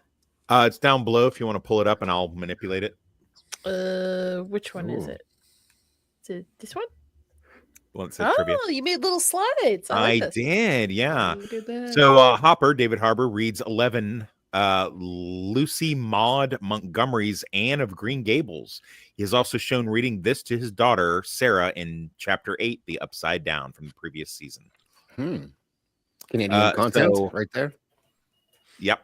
Bob gives a pep talk to Will and tells him about a scary clown Baldo, who offered him a balloon at a fair and would scare him every night when he was a kid. This is a reference to Stephen King's novel and movie It, adapted into It 2017, its sequel Chapter 2 in 2019, and Pennywise the Clown. Also, he mentions he grew up in the city of Maine where the story of It took place, indicating that he had an encounter with Pennywise. That's interesting. So this would be pre-It then, right? Well, Or kind like of, but what they're doing with Welcome to Derry. Right. Yeah, but I mean, It actually takes place, the original novel takes place, the kids are in 1957 and then back again in 1985. Right. Yeah. Yeah. So the soundtrack is Dart escapes from the AV room is a reference to Gremlins. Oh, Don't know that's if you guys cool. got that or not. Yeah, watch that again. What's that? I said I need to watch that again. Gremlins. Yeah.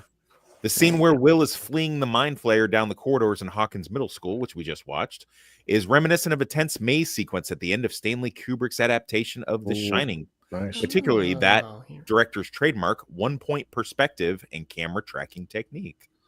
Interesting. Huh. A little on Google Assistant, there's a game where you talk to Dustin Gatton Matsuzato, and it's based on this episode. The only change between the game and this episode is that in the episode, Dustin doesn't talk to a stranger on his walkie, while in the game he does, with the stranger, of course, being the person playing the game. Bit of body text. So I don't know what that means.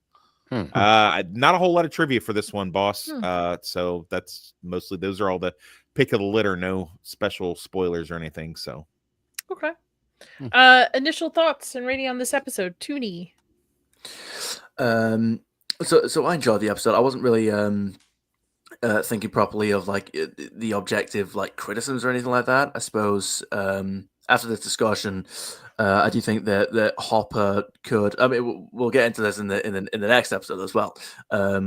Hopper is, I guess, a little on the antagonistic side with 11. It's like he's not expecting the 12-year-old outburst, which you'd think would seem like an obvious one. And I think, I can't remember who it was that said it. 11 isn't just like a normal 12-year-old girl. She does have like psychic god powers. So, if you like shout and scream at her, she can literally slam a door in your face. It's not as easy as you'd expect. So you do need to take a bit of a different approach. In terms of the other stuff, which I'm no particular expert on, the sound design, the soundtrack, which I especially adore. I think everything else is just about. I'd say the other stuff is solid so far. No strong criticisms that haven't already been gone over, at least anyway. All right, Nick. Yeah, I mean, I would probably give this episode maybe like a 7.5 to 8 out of 10, somewhere in that range, maybe like a 7.8. Maybe I'll go halfway. I don't mind some of the actions that the kids take, but kind of like we've said, some of their actions kind of seem like off base, like especially with Dustin and Hooper, and you can't really blame 11 for her being like so cooped up, and at that age she wants to see Mike. And honestly, like I loved the part when Nancy kind of gets owned and called out on her BS and getting wasted, but so it was a nice thing to see, which probably didn't happen a lot maybe during that time. So it was a W for the guys in that stance. But obviously, like seeing like the Pollywog morph into another phase of like the Demogorgon. I mean, it's kind of hard to say what I originally remember at that time, wondering what was going to happen. But I think the stand-up part of this episode to me is the possession to take over Will. With the mind flayer, like that was definitely a creepy moment in the simultaneous parallel of the saying no to the clown from Bob, and where it has this Sean Astin has this, very much Samwise Gamgee like positivity, right? But it doesn't land because Will is trying to do that, except he's just being possessed at the same time. So like you really feel bad for Will because he went through it in season 1 and he's still going through it here in season 2. And no one really knows what's going to happen until later on. But just pretty good episode overall. Very cool. Very cool. Blue. Yeah, basically everything Nick said, I can't disagree with. And as we get more into it, Dustin, at the end of the day, they're still kids.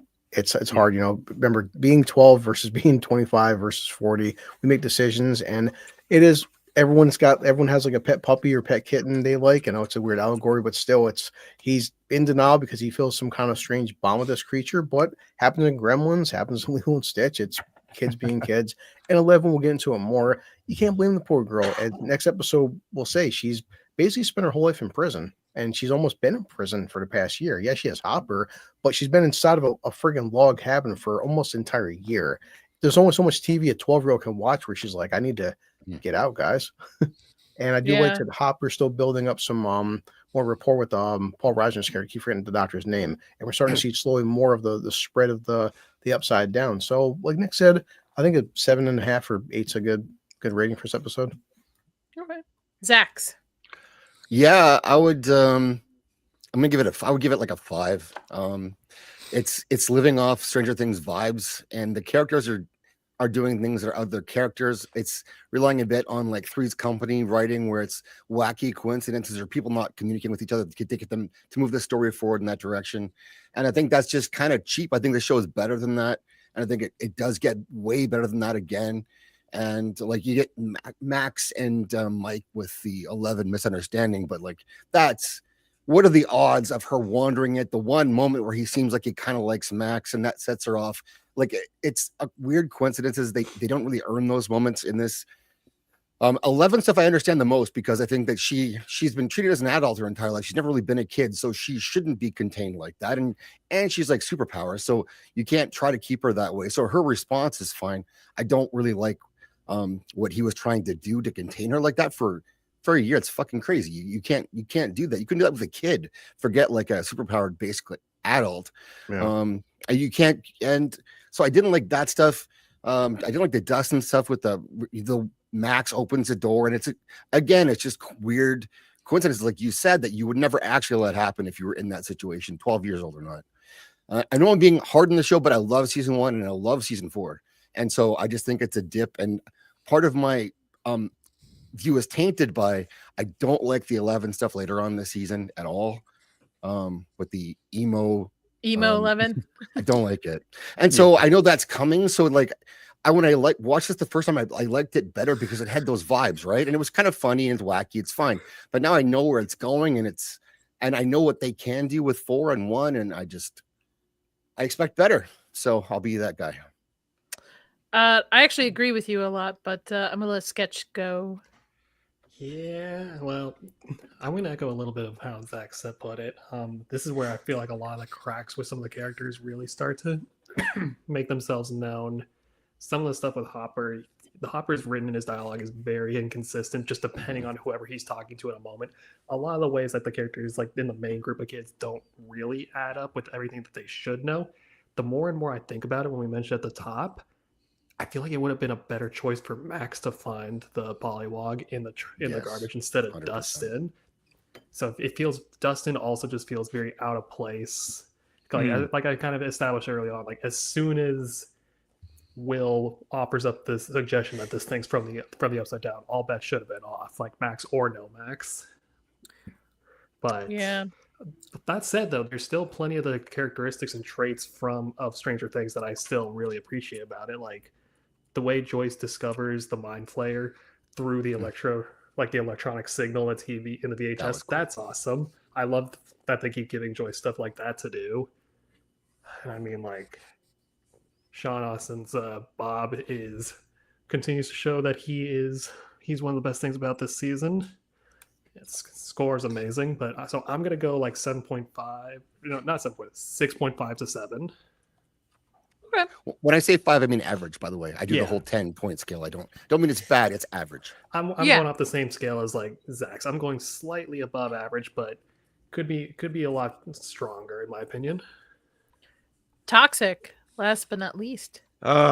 It's funny. I'm watching this. I'm glad we do this because it's like Blue and I are dealing with another show that I'm not going to go off on a tangent and mention, but I mean, I'm sure you could probably guess what it is. And it's a lot of people's complaint is that it's not moving fast enough. It doesn't have enough of what it's had in the previous seasons in this. And boy, I'll tell you what, this is textbook definition of, I don't remember. I think it was Zach's that said it's trading off of its, goodwill from season 1, because we're already in the third episode in the second season and nothing's freaking happening. Like it's so much exposition and so much, character assassination where people are doing things and saying things that they would not do based on established patterns of what a character would and wouldn't do. So it's really a slog to get through on a rewatch. I mean, at the time that I watched it, I feel like, because, Netflix had that binge model of, you could binge it all at once.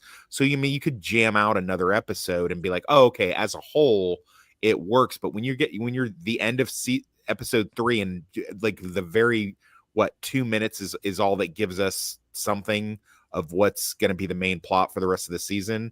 I mean, dude, did we really need to take that much time in order to get there? So it's just really a slog with all the pieces being moved into it. And I stand by my thing that Dustin finding Dart makes 0 sense, would have made a lot more sense if Max, plus it would have given Max something to do. It would have, instead of her just being this tacked on character just to have, the 11 stuff is fine. The stuff that goes on with her and Hopper, I'm a little bit more forgiving of that than some of the other guys, just due to the fact that I think even in supernatural circumstances, you can get complacent. And I think Hopper, with everything else that he's got going on, if he's got her and he feels that she's safe and he feels like she's secure, he might get a little complacent with her and then forget that he's dealing with, Carrie from the prom. Instead of just a cute little moppet haired girl, he's dealing with somebody that's essentially could snap his neck if she lost her cool the right way, So Yeah, I pretty much agree with the later assessments on this. I think it's a very weak episode. I think everything that happened in this episode could have happened in episode 2, and we would have gotten a little bit faster to the finish line. I'm with you, Zax. I think Emo 11 honestly is the least of my favorite of this whole series, and the fact that like it goes nowhere. It could literally be taken out of it. It just doesn't make sense because they don't continue. And I get it. They were supposed to do another show about those kids and it was supposed to be a spinoff. Well, that didn't happen. So I think we're about to go through some slugs this episode. And I actually think episode 4 is a slug as well, a little bit. I think once we get into episode 5, 6, 7, 8, that's where I'll start to pick up. We're getting closer to the climax of the show, the season. But yeah, this is just a dud for me. I was very bored with this episode. I will say though, in regards to Max not having much to do and how she should have had Dart, when Dustin got him, what happened to Myrtle the turtle? He put it on he took him out of the tank and then put him on the floor. He just gone from the next 2 episodes. Well, maybe Dart ate it. I think Dart ate it. Yeah. Yeah. Maybe it's the one time it's good to be a turtle. It can't get through the shell yet. Yeah. Justice for Myrtle. Justice for Myrtle. This is called Chapter 4, Will the Wise. And Aileen Will opens up to Joyce with disturbing results. While Hopper digs for the truth, 11 unearths a surprising discovery. So the opening scene for the episode picks up right after episode 3 with Will experience a disturbing vision. Joyce finds him outside in a trance-like state, unresponsive, cold. That sets the tone for Will's worsening condition as the mind flare influences grows. So, I gotta run. I'm sorry, guys. I gotta good, man. All right, Do you have anything to plug, Zax? Tomorrow night, Circle of Jerks with Kata. coming on the first time. That'll be interesting. So yeah, should be fun. I want to come on. I want to come Then on. come on. Ooh. You're always welcome, Nadia. Yeah. Send me a link. I have my members watch party tomorrow, but I end when you start, so I should be able to go right to it. Sweet. So Then I'll see you tomorrow. yeah. Okay. Dope. Thanks, everybody. Later, Bye. Zach. Bye. Okay, man. Full day. Anyway, Okay. Hold on. Let me fix this because now this looks uneven. But go ahead if anybody has initial thoughts with this opening as I fix StreamYard. What happens in the opening again? It's Let's find it. It's Joyce charging towards the school because Oh right, yeah, before the intro sequence. she tried to call the school about the AV club, but they tell her that what's the science teacher's name? Who doesn't get Clark? his cred? Yeah, Clark has Mr. left, Clark, and he yeah. thought that it was canceled. So she thinks she for once rightfully thinks that something's up with Will. Yeah, she storms in like a soldier on a warpath. If I remember correctly, yeah, she's not like running around. She she just opens the door and just walks in. Plus, it's kind of funny where it says 20 miles an hour. She's not doing 20 in the school zone.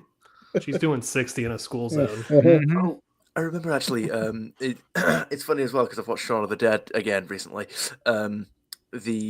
In the intro when she gets off the phone with the receptionist, they do like a quick cut montage type of thing where she like picks up the keys, then she slams the car door, and then you see the car set off, and then she gets there. It's like the full thing takes like 2 to 3 seconds because it's just like a quick little cut montage. I enjoyed that. It made me reminisce about Shaun of the Dead and the Edgar Wright trilogy. This is a really good scene too, as well. I agree with you, Tony. This is a great scene of them going from the upside down to here, back and forth with it, with him being possessed. I don't think I was the one that said that. I mean, I agree, but I don't think I was the one that brought that up. No, I meant I agreed with your point, but I'm saying that's never mind. Oh, right. Okay. All right. I'm sorry. Okay. I think I mean, it is cool because now we get the other side of like when this is going on at the end of the last episode. Yeah. It's like everyone else thinks this is normal, but in D&D terms, Will has been forced to take a level in Warlock. Mm-hmm. Oh, that's a good point. Yeah. Well, he's supposed to be a wizard. Yeah, it was. Yeah. The DMs forced him. He ran into a plot element, and he was forced to level up into multi-classing Warlock for a level. We're gonna skip the intro, and then. Which the intro is the same thing every single time. I mean, it's a great intro. I know. Chapter 4, Will the Wise. It's iconic now. So Okay, so this is where Mike's like, yeah, no, Max. We gotta go talk about this stuff. Sorry, you're out. Back and forth. And I will say, Max, I initially thought I did not like Max when I saw her when I first watched through, but I think she's grown on me on the second watch through. You see what I mean? Where like with hindsight, you kind of see like this character is being like unjustly like slammed by people watching. Mm-hmm. Yeah. So here, Will is trying to explain to Joyce what's going on, and Joyce has also been trying to reach Hopper this entire time as well, because there's a scene where his dispatcher's like, you have to go deal with her, please. She's been called 8 times already this morning. Please go deal with her. For my sake, deal with her. Yeah. I like that Joyce pulls out like the mom card, like, I know you're lying to me. Yeah. But also, this happens in so many horror films where it's like, part of the plot is main characters start hiding important information. Like, listen, kid, like I basically pulled you from the upside down. I was talking to you through a whole weird Morse code telephone gateway. You got to be up front with me what's going on, because him keeping these secrets, it's actually hurting, his connection to Joyce. And it's like, we can't help you if you're hiding things from us. It's like, and even that could be, that's a parenting 101. Yeah. Kids don't hide stuff from their parents. Of course we not. never did that. No. Especially in a supernatural situation, it's more so that much more heavier, because like you're not just a normal kid anymore. You've been into a different dimension. But I think it's different here though, because Joyce would believe him if he came to her and said, yes, Mom, this thing is chasing me. I'm seeing this thing. It's possessing me. I'm blacking out.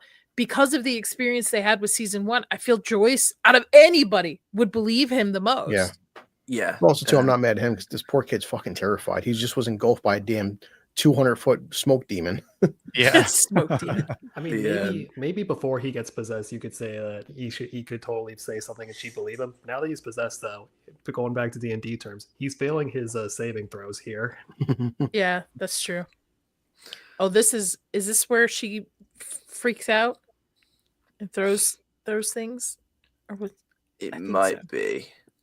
Also, sorry, real quick, this acting, he just burst out in tears. He's like, Mom, I tried making him go away. He tried using Bob's tactic, go away. And the kid is just like crying his eyes out. Like, he's just engulfed and possessed by this fucking demon. Like, and he spent so much time it's been a year and the kid's suffering PTSD. Like, he should have been over this shit. It's getting worse. Like, but good acting on him because he's really terrified, man. Mm-hmm. Yeah. Yep. Definitely good acting for sure. Is it possible? Early on in the season, Will thought that it was just like PTSD at first. Well, that's what all the characters kept telling him, wasn't it? Like Dr. Owen said, he didn't use the word PTSD, but he was saying that it's a completely normal thing that people that have gone through what you have will experience. For those of you that are parents on the panel, have you ever unplugged a TV like this for your kid? I've had it happen to me, and I'll tell you what, I wish I had psychic powers when it happened. I've definitely had that happen to me, but video games. Yeah. Never did it. I'm lucky enough to have a good kid. When I was little, when I was like 8 or 9, I think. The TV I had in my room we pulled it out of the garage, and it was one of those old like dial TVs with the antennas. Mm-hmm. So it only had like 8 or 9 channels. It was enough to get Saturday morning cartoons on it, but it was also just small enough that like my dad could just unplug it and carry it out there under one arm. Like, all right, see you later. Mm-hmm. Now, I do like this scene rewatching again. I like the fact that Hopper's in the wrong, and because it does add drama. Because like Hopper is wrong, but that's also the point that he is wrong. We should be saying, Hopper, what you're doing is fucked up. He's being an overprotective parent. And I don't agree with him, but that's good writing for me, because if he just agrees with her and doesn't reprimand her and ground her, I mean, he's not right in this situation. He is messing up. He's also unplugging. Go ahead. I was just saying, but he's continuing to just be unnecessarily vague with his arguments here about like what the danger actually is and why he's paranoid with 11. Yeah. Yeah. And there's no reason for that. It's such a lazy writing trope. It's of the not now kiddo thing. It's so lazy in order to build, it actually works better if you have the person explain it and the other person either just doesn't accept it or doesn't like it or doesn't believe it. That would make more sense. Well, I also would say this right there, this one scene which they don't show, where Hopper says, nothing happens, you stay safe.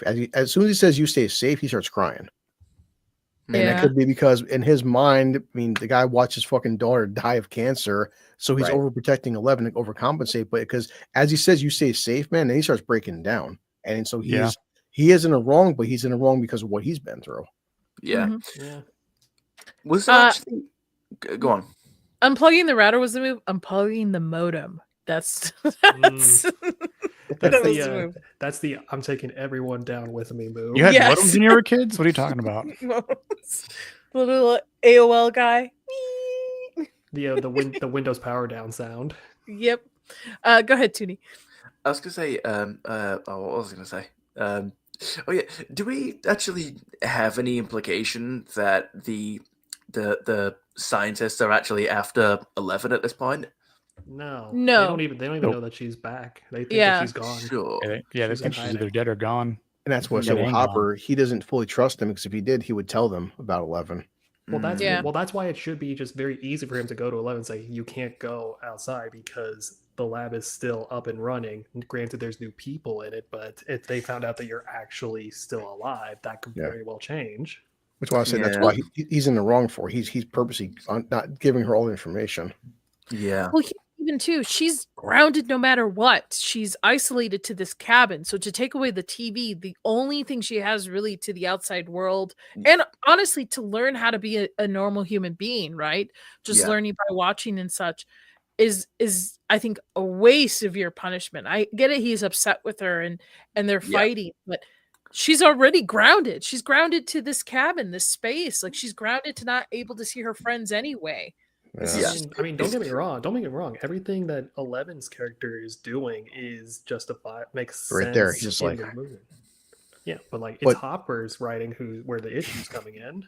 Everyone else is written just fine here. But I do like that. Like people said earlier, when she's like, "You were just like Papa," and you see like the look in his face, just like, "I don't want to be like that." Fuck, man. Like, yeah. I'm trying to think if I even have anything to say. But he comes up with such an asshole right here, though. Like one phone call and I can send you back to the lab reminds me of when Yeah. my parents dropped me off at the forest preserve and kicked me out of the car and then drove away and then like circled back to get me because Oh I my was God. stubborn. Oh yeah. They circled back?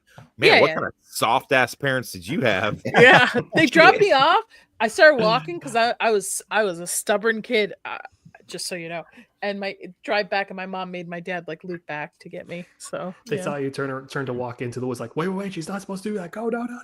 yeah, I was stubborn. I was ready to go. I was like, all right, I'm going. They were Little probably book bag. thinking, all right, she's just gonna stay at the stoplight by the bus stop, right? No, Nope. no. Forest preserve. And back then, when I was growing up, forest preserves are where kids got kidnapped, bodies got found, all that kind of stuff. So, yep. Jeez. Why don't we? Oh, Chris should use this. Why don't we look it up? BRAT. That's what I tell our cat whenever she insists on waking me up at 3:30 in the morning for breakfast. I was a bit of a brat today, so it's brat What a summer, shocker. baby. You keep saying all these shocking things, Nadia. We're so I all know. so surprised. I know. My dear husband puts up with me very well. I do like when she busts out crying and she just basically freaks out and she destroys all the windows in the cabin. Just shit like. I think let me see if I can. Yeah, because he throws a book at her. She catches the book with her force powers and just then she runs in there screaming. Just shit, damn. She knocks over a bookshelf on her way too. Yeah, and then she knocks a couch into his leg too now because he's seeing like because in his mind he still doesn't understand the fact he's not comprehending the fact this isn't a normal 12-year-old dude. Yeah, Brett, summer never ends. It's hilarious. Well, you could say she does care about him because she easily could murder him in 2 seconds if she wanted to. Yeah, it kind of put me in the mind of I don't know if you guys ever saw Looper. I know Rian Johnson's not the most popular director, but the fact that kid is little and he's kind of on the spectrum and he doesn't have as much control over himself. He's like 6 years old. He's like 6 years old in that. Yeah. And the mom, but he's like twice as powerful as 11. And the mom has to, have that little safe that she locks herself in. Cause once he has a temper tantrum, shit goes, raw, So it's like if something happens and he can't calm down, it's pretty volatile. The reason though, not only because she's older, but one thing I will say about women, they are more emotionally mature than men when they want to be. The problem is they usually don't want to be and they don't need to because they're chicks. But also she was in that training program, so she probably knows how to dial it up to 11. See what I did there, and bring it down when she needs to. So, my husband walked in and said, "I don't need to look up the definition. You are it." So, he pulled the old. If I look it up, there's a picture of you in it. Yes. Yeah. Turn the dictionary. Look for the word idiot. There's a picture of you there. You in it. I mean, kids always had tantrums. I wish I had psychic abilities when I threw tantrums. Yeah. If you're looking for the scene where she just blows the place up, it's after she's already down, in the curled up in room? the corner. Yeah. Okay. Yeah. I'm playing little by little, letting us talk, play a little bit so YouTube doesn't you're doing it right. Yeah. YouTube will No, that's what we do now. I I try showing 3 or 4 second clips at a time. These don't fuck with you with 4 second segments. One time I was watching Alien. I did a watch party and I shared the screen We because remember somebody that. told me to. And I just let it roll, not realizing because I was looking at something else. I was driving. I pulled my car over like, no, you stop this. Goodwin's Nadia. like, stop, Nadia. You're Nadia, you don't understand. The alien is a Disney princess now. You can't do this. Yes, I know. Well, this was before I was monetizing everything too. Mm. So, but they made me That go won't in and stop like them. edit the part out. Yeah, That won't stop them. grow the hell up. Here it So, comes. it's always Boom. nice when they. Oh, It's always nice when they at least give you the ability to edit it out rather than just nuking the video. yeah, yeah. It just sucks though for replay watch because then when you watch replays and you're like, wait a minute, that doesn't make sense. Why did it go from this to this? It's But it's all right. desynced. It's okay. This is some kind of Final Destination shit. She could have really hurt him. I'm Yeah. surprised he didn't like have a knee collapse in from taking that couch to the side I was of about the to knee. say the fact that his Yeah. shin wasn't broken from that couch slamming him is a miracle in and of It itself. went, it went straight for the middle joint. Like, you know, he turned that leg in the wrong way. All right, and here we got sloth-looking Jonathan. Oh, this is creepy. This Will's eyes like twitching underneath his eyelids. That Yeah. one Ugh. time. Yeah. Yeah, but it's Yeah. like I don't know if they've like done some kind of effects to that, but that doesn't look like his eyes are moving so much as there's like something beneath the eyes. Exactly. You know what I I think mean? it's just him going. It could be CGI. It could be that they made him wear contacts that are like protruding to move his eyes. There's a lot of things it could have been. Mm. Either way, it looks creepy. Yeah. I gotta zoom into that. Is it actually Mrs. Butterworth? Because before we can actually have served brands that weren't offensive. Hey, look, there's Mr. Wheeler. There she is, Mrs. Butterworth, right there. Because Aunt Jemima can't do that no more. This is before Aunt Jemima got canceled. Yeah. Is that Aunt 2017. Jemima or Mrs. Buttersworth? But I think both. Yes. Right there. Oh. Yeah, I can't zoom in. It won't show it. Damn. Either way, neither of them exist that much anymore. Yeah, So no, she's it's, off to find conspiracy theorist Murray to expose Hawkins Lab. They share the recording with Dr. Owens later on, admitting to Barb's death, but Murray suggests that water down the story to make it more believable to the public, turn it into like a gas leak cover up rather than full supernatural exposure. Yeah, they want to give closure to the family, but without obviously breaking their deal with the government, the scientists. Do they actually have any kind of plan? Do they actually have any kind of plan of what to tell the family? Just listen to Nancy. That's all. That's the plan. Mm-hmm. Nancy basically is just going to spill everything. Yeah. Nancy's ready to have a breakdown. She's ready to tell everybody everything. Was it the last episode where she calls Barb's family, or was it this one where we get that scene? I think it's this one because she says over the phone she can't say what she wants to say over the phone. Right. So I think it's this episode. I wasn't sure if that was set up in the last one or if it's all contained in this episode. No, I think it's this episode. Yeah, you're right. I think it's this episode. All right. Because initially, and again, I think this episode is another slog compared to this other one. They're not bad episodes. There's definitely worse TV out there. But I was bored enough that when that scene happened, I thought she was heading to meet the parents to tell them in person what happened. So I was like, I was turned backwards.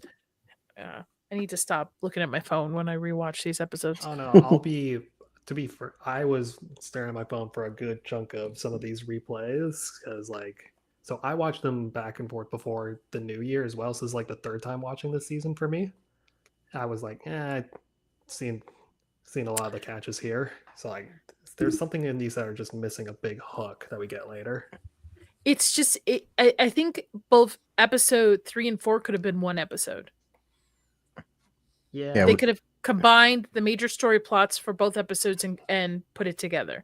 I don't think there's anything climactic. I mean, yes, I get it. Will gets possessed, but we kind of saw that coming, right?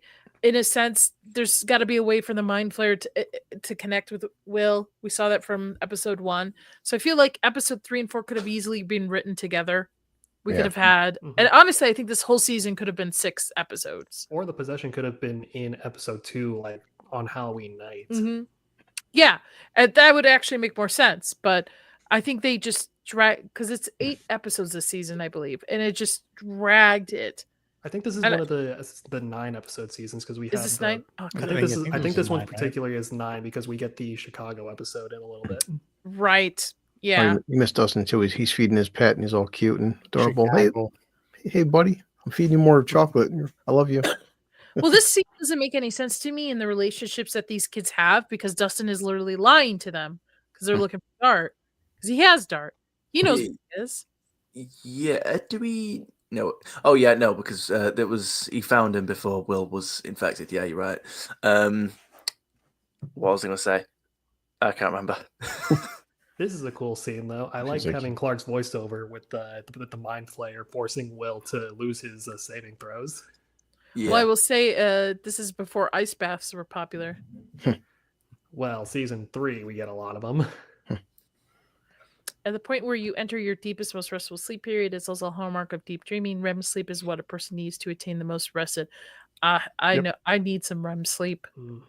Yes. That's why I'm a brat today. Probably I didn't get any sleep last night.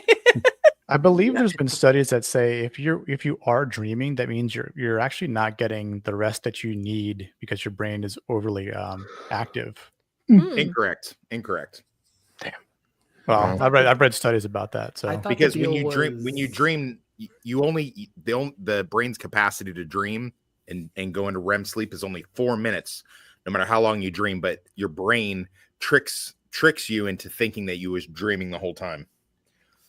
So even if you sleep for 8 hours and you feel like you dream the night, you only dreamed for 4 minutes. That's the brain's capacity to dream. Well, that's also weed blocks that too. If you smoke a lot of weed, you will not dream. That's why when people detox from it, they have like very vivid dreams coming back. It does something. I'll take to the your brain. word for it. I've never done weed. Also, I thought that a big part of what gave you the feeling of being like well rested or not had to do with like what part of like the sleep cycle you were on when you wake up. Like so, like if you take like a full 8 hours and you wake up and you feel fine, but then you go back to sleep for another like 1 or 2 hours and you wake up suddenly you feel groggy again. My ring will tell me if I've gotten how many REM cycles I've gone through. I have an aura ring. I have a ultra human ring because the aura ring you have to pay for subscription. So I had on Monday I had 5 full sleep cycles. Damn. I used to be a big fan of this mobile app called Sleep Cycle. You would like plug your phone in to charge, and you put it under your pillow, and it would track like what state of like sleep you were in throughout the night, and tell you like you're gonna light your pillow on fire then. Yeah, I tried the whole thing in real time. It was kind of cool. Your whole bed's turning radioactive, Sketch. Don't you know that? Well, but it will also tell me my sleep depth, like how much sleep depth I have in case like I shorten the night or something.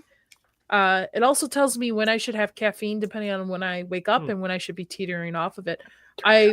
If you're going to get one of these, I highly recommend the Ultra Human versus the Aura Ring, mostly because the Aura Ring, on top of the price tag, you have to pay for a monthly subscription. The Ultra Human, you don't. Tells me my heart rate, cardio age, temperature, all that stuff. But I mostly got it for sleep, just to monitor my sleep. Plus, I hate wearing a watch half the time, and I can work out with it. So there you go. All right, sorry, detoured the episode. I like this scene because he almost admitted to being wrong here. But like a parent, stubborn as can be, I'm looking at you two, who are parents on the panel. You're like, nah, man, I'm not letting this kid win. Get this shit cleaned up. Yeah. Well, would it have been much of a compromise if he just said, "Look, I'm sorry I yelled. Could you open the door because I need to talk to you." You know, I think it's just that bit. Like he didn't apologize for yelling, not specifically what was said, or not his ground rules, but the fact that it escalated into a fight. I think it's that degree of stubbornness that has obviously put her off again. That's because you guys are grown from a later generation. Parents back then in the 80s did not admit to wrongdoing, and they did not do soft parenting, and they did not do apologies. First off, I have a Middle Eastern father, and he still doesn't admit when he's at fault. So I grew up with this. Okay, good. Very true. Good. I come from probably why I'm a brat now. So I can't think my lifetime my dad ever said I'm sorry. I come from a family that's part German, part Italian. We don't make apologies, but we agree to forgive and forget. My dad didn't start saying like I love you on the phone into the last like maybe 10 years, 10, 15 years. The last, yeah. So yeah. And at first it would be awkward. He'd be like, I love you too. Just like, or be like in a whisper, I love you. Just, Mumbles it. yeah. So, but I mean, he grew up in a generation, especially a culture too, that was like that with their kids. So, yeah, clean this shit up. I've heard that before. Yeah. And this is where his dispatcher's like, for the love of God, please deal with her. Deal with Joyce. That pain in the ass. What is it? Joyce Byers has called 8 times already this morning. Please help. That's psycho. Well, she's the town kook, right? Everybody thinks she's a little crazy at this point. She's the everybody in the zombie town boy. can believe that. See, this is another thing. Everybody in the town can believe that, but Hopper knows. He's been in another dimension with her. Yeah. He knows.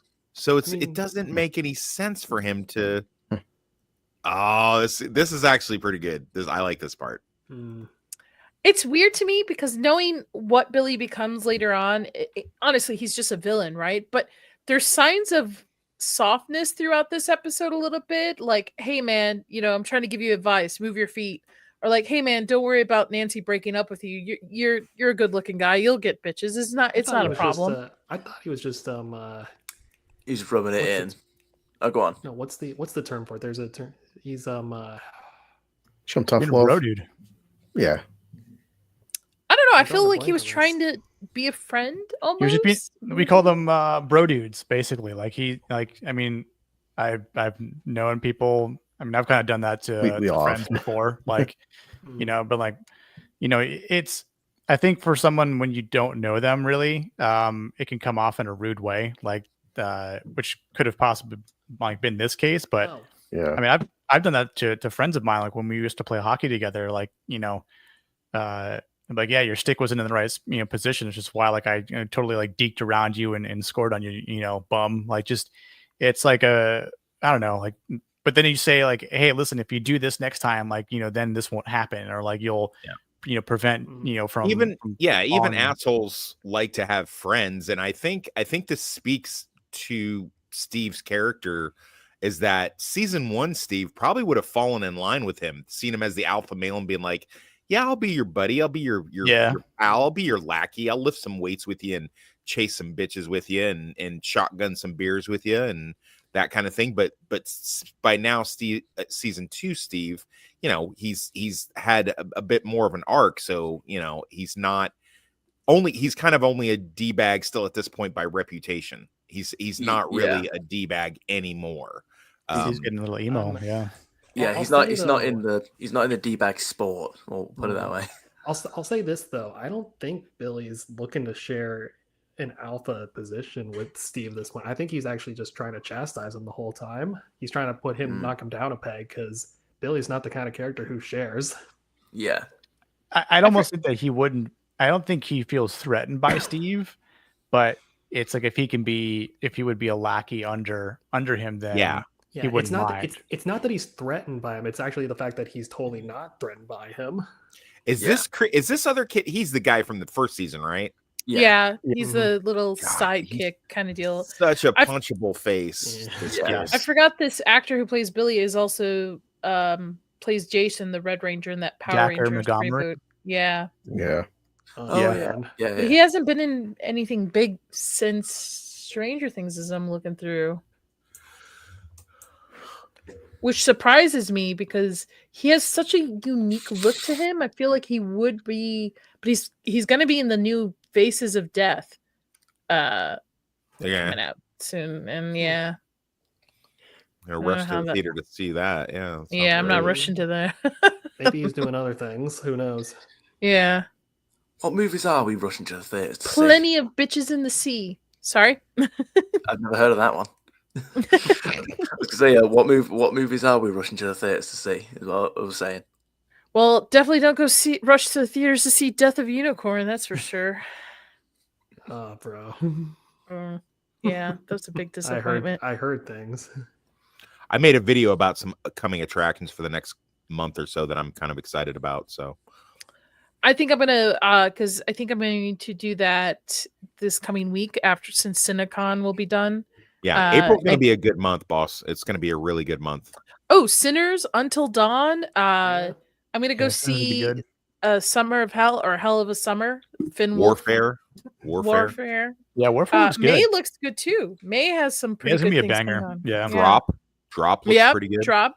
I'm a big Christopher Landon fan. I'm totally, especially last Tuesday. Yesterday I had Sam Stiff Panic on, who is the writer of Woman of the Yard. So we talked about it, and he originally is a comedy writer. He wrote for F is the Family, Bill Burr's show.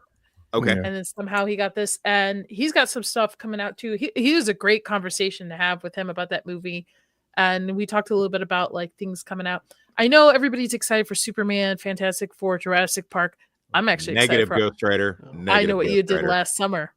I mean, no. All those are part of like the summer blockbuster. We got always go. I'm still kind of on my list. It's been like a month, but Michael Fassbender, Black Bag. Ooh, that's another one. Yeah, Blue and I did a review on that a couple weeks ago. And then also, I know it's like not the most like innovative thing out there, but Alto Nights. I think Sinners and Jurassic Park are like my big two. I'm excited for this year. Yeah. Sinners so far. Yeah, Sinners, Warfare, and what do you call it? Believe it or not, the Thunderbolts, I think, is going to be actually that too. I actually I think I want to. I actually want to go to the theaters to see that. That looks interesting to me enough to get me. Oh, and Lilo and Stitch and stuff. But I'm kind of looking forward to Ballerina though. I think it's going to be Ballerina too. Cool. Yeah, Ballerina's going to be dope. That's in May. Yep. So there's enough stuff to hold you off until like later in the year. Yeah. The big Thanksgiving movie is going to be Wicked Part 2. Oh yeah. Yeah, I don't know what's going to be day one. What's the big Christmas movie for this year? Avatar. Oh, fuck that. I'm out. Yeah, I didn't see the last one, so I didn't see the second or I'll probably see it twice. No. It's fucking Fern Gully for adults. 3 hours, baby. Yeah, no thank you. Like James Cameron, that's what you want to do with the rest of your life? All right. Whatever. Yeah. That's high quality. I'll say it's not as high quality as Alien Romulus, but you know. Whatever, man. Yikes. Whatever. Avatar. You know what? I walked out of Avatar and I was like, really? This is it? This is what everybody's like, sucking James Cameron off for? I cannot argue that at all. Trust me. When Blue Collar and Enzo did their Avatar stream a couple years ago and they asked me to come on, I was like, why? I hate those movies. Like, yeah, that's why we want you on there, because we love it and we want to hear you shit on it. And I was like, oh wow, well, guess what? I'm gonna do that. 28 years later's coming out too. That's trash. another one. Gotta be trash. I think it's gonna be trash too. Everybody's like, nah, it's gonna be good. No, I think it's gonna be trash. What's gonna be trash? I haven't seen any of those. Later. 20. Oh, yeah. Trash. Yeah, trash. Guaranteed trash. Nobody saw Civil War. Everybody thinks this guy got it still. Alex Garland. Okay, sure. We'll All right. I never saw it, so yeah. I actually like Civil War, but I heard like it was kind of good, but then I think majority of people that I saw online say it was garbage. So I'm like, and once I like read about the plot, I'm like, yeah, no, this sounds like a crock of shit. Well, the review embargo got released, I think, this week for Sinners, and I'm seeing a lot of good reviews for that, which I'm surprised, to be honest. But I just 28, it just doesn't make sense to me to continue this franchise. But who knows? And I will say, I'm not a fan of Megan, but I finally saw the trailer for 2. I'm intrigued. I'm intrigued enough to be like, this is like a $5 Tuesday kind of deal. I cannot take that movie seriously, because there's not. only one reason to make a doll like that, and it wouldn't be for keeping a kid company. No, this is Alita Battle Angel, what you were going to get for probably the second movie. I mean, the knockoff version that Megan Fox did is actually, at least that one's subservient or whatever it's called. At least that one was realistic. Like, she comes into the house and the dude just starts banging her. It's like, okay, that makes sense. But like, there would be some pedophiles that took Mathregan. I was fine with Megan because so many kids nowadays, their best friends are their phones, which is pretty pathetic. It's that's it's true. That's why we realistic. got her. And then there's Black Phone 2, which is totally going Nightmare on Elm Street route. Oh, I didn't see Completely. Black Phone 1, actually. Black Phone 1 is very grounded. A little supernatural, but grounded. 2, they're doing the, like, this guy comes back, he's terrorizing people in their dreams and stuff. And then, so anyway, all right, let's get back to the episode. Yeah, I like the fact that the more important part of this, the most exciting part of this episode is when we talk about other things coming out this year. Yes! I know, this episode's so lame. We're like, oh, Civil War sucked. Avatar, blah, blah. Well, right here, these poor kids are like, the government's like, hey, come with us. You have no choice. Like, how about I love that he's got the members only jacket on to give it away, like right away. Hi, I'm from the government. We're here to help you. It's like, hi, my name is Tim Walz. Yeah, he does look like Tim Walz, doesn't he? Speaking of going on a detour and talking about other things, instead of watching this scene of Byers, no, not Will, Nancy, Jonathan Byers. There you go. Hi, I'm tired.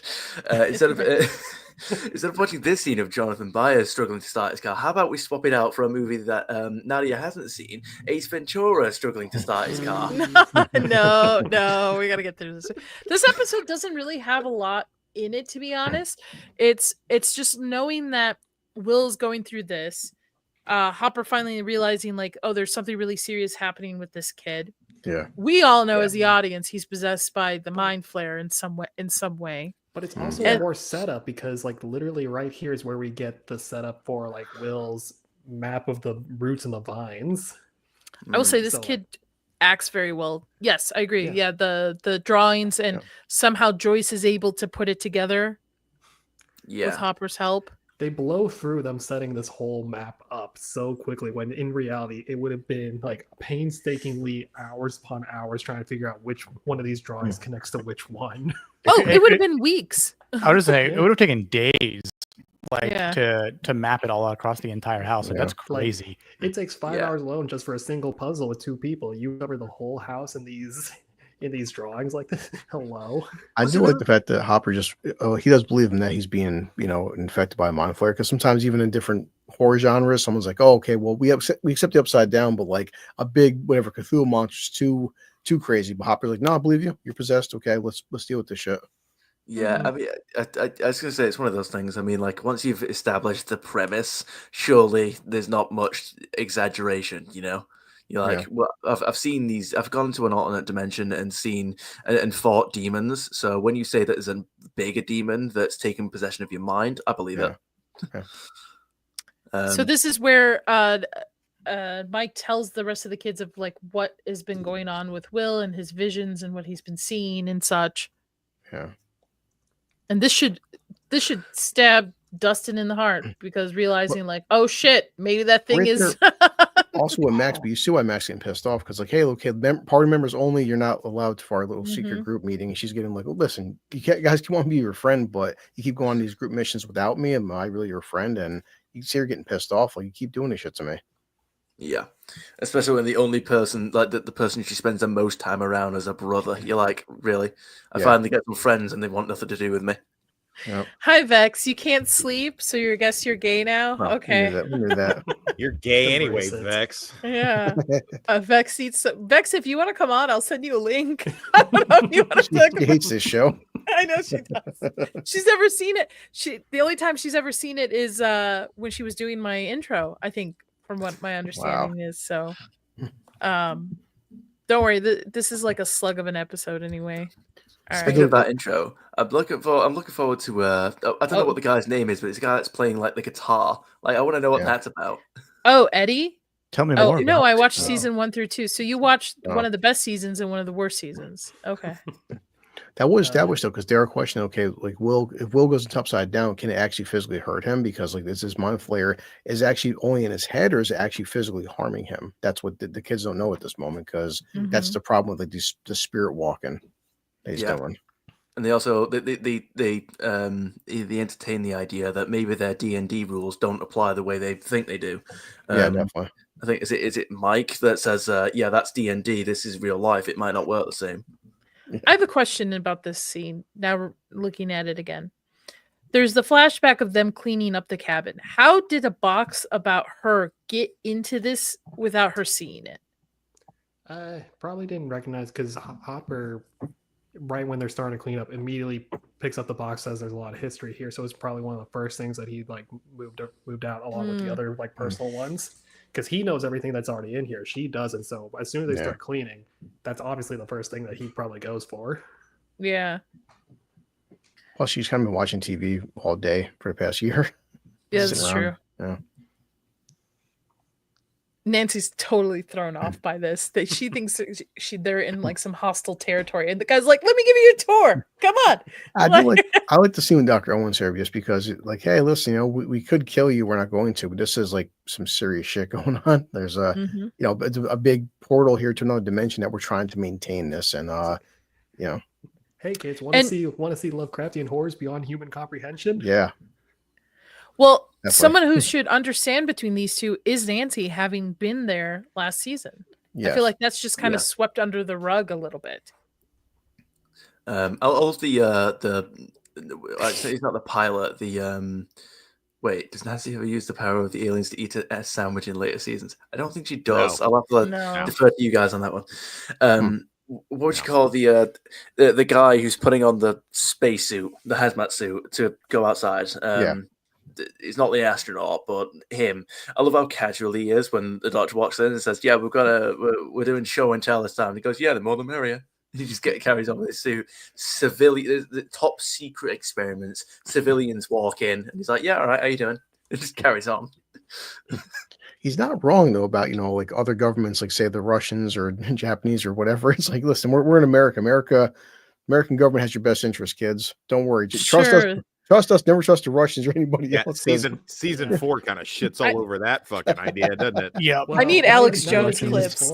That's what I need. I need Alex Jones clips. Disgusting. But as Dr. Owen says, don't worry. Like our government's the good guys. Don't trust any other government but ours, because we're the best. And of course, MK Ultra never happened. Yeah. Well, I don't know if you guys ever played the Metroid games. A big part in some of the later 2D games is like harnessing like alien creatures to be bioweapons. Yeah, I think they can do it. So I was like, oh yeah.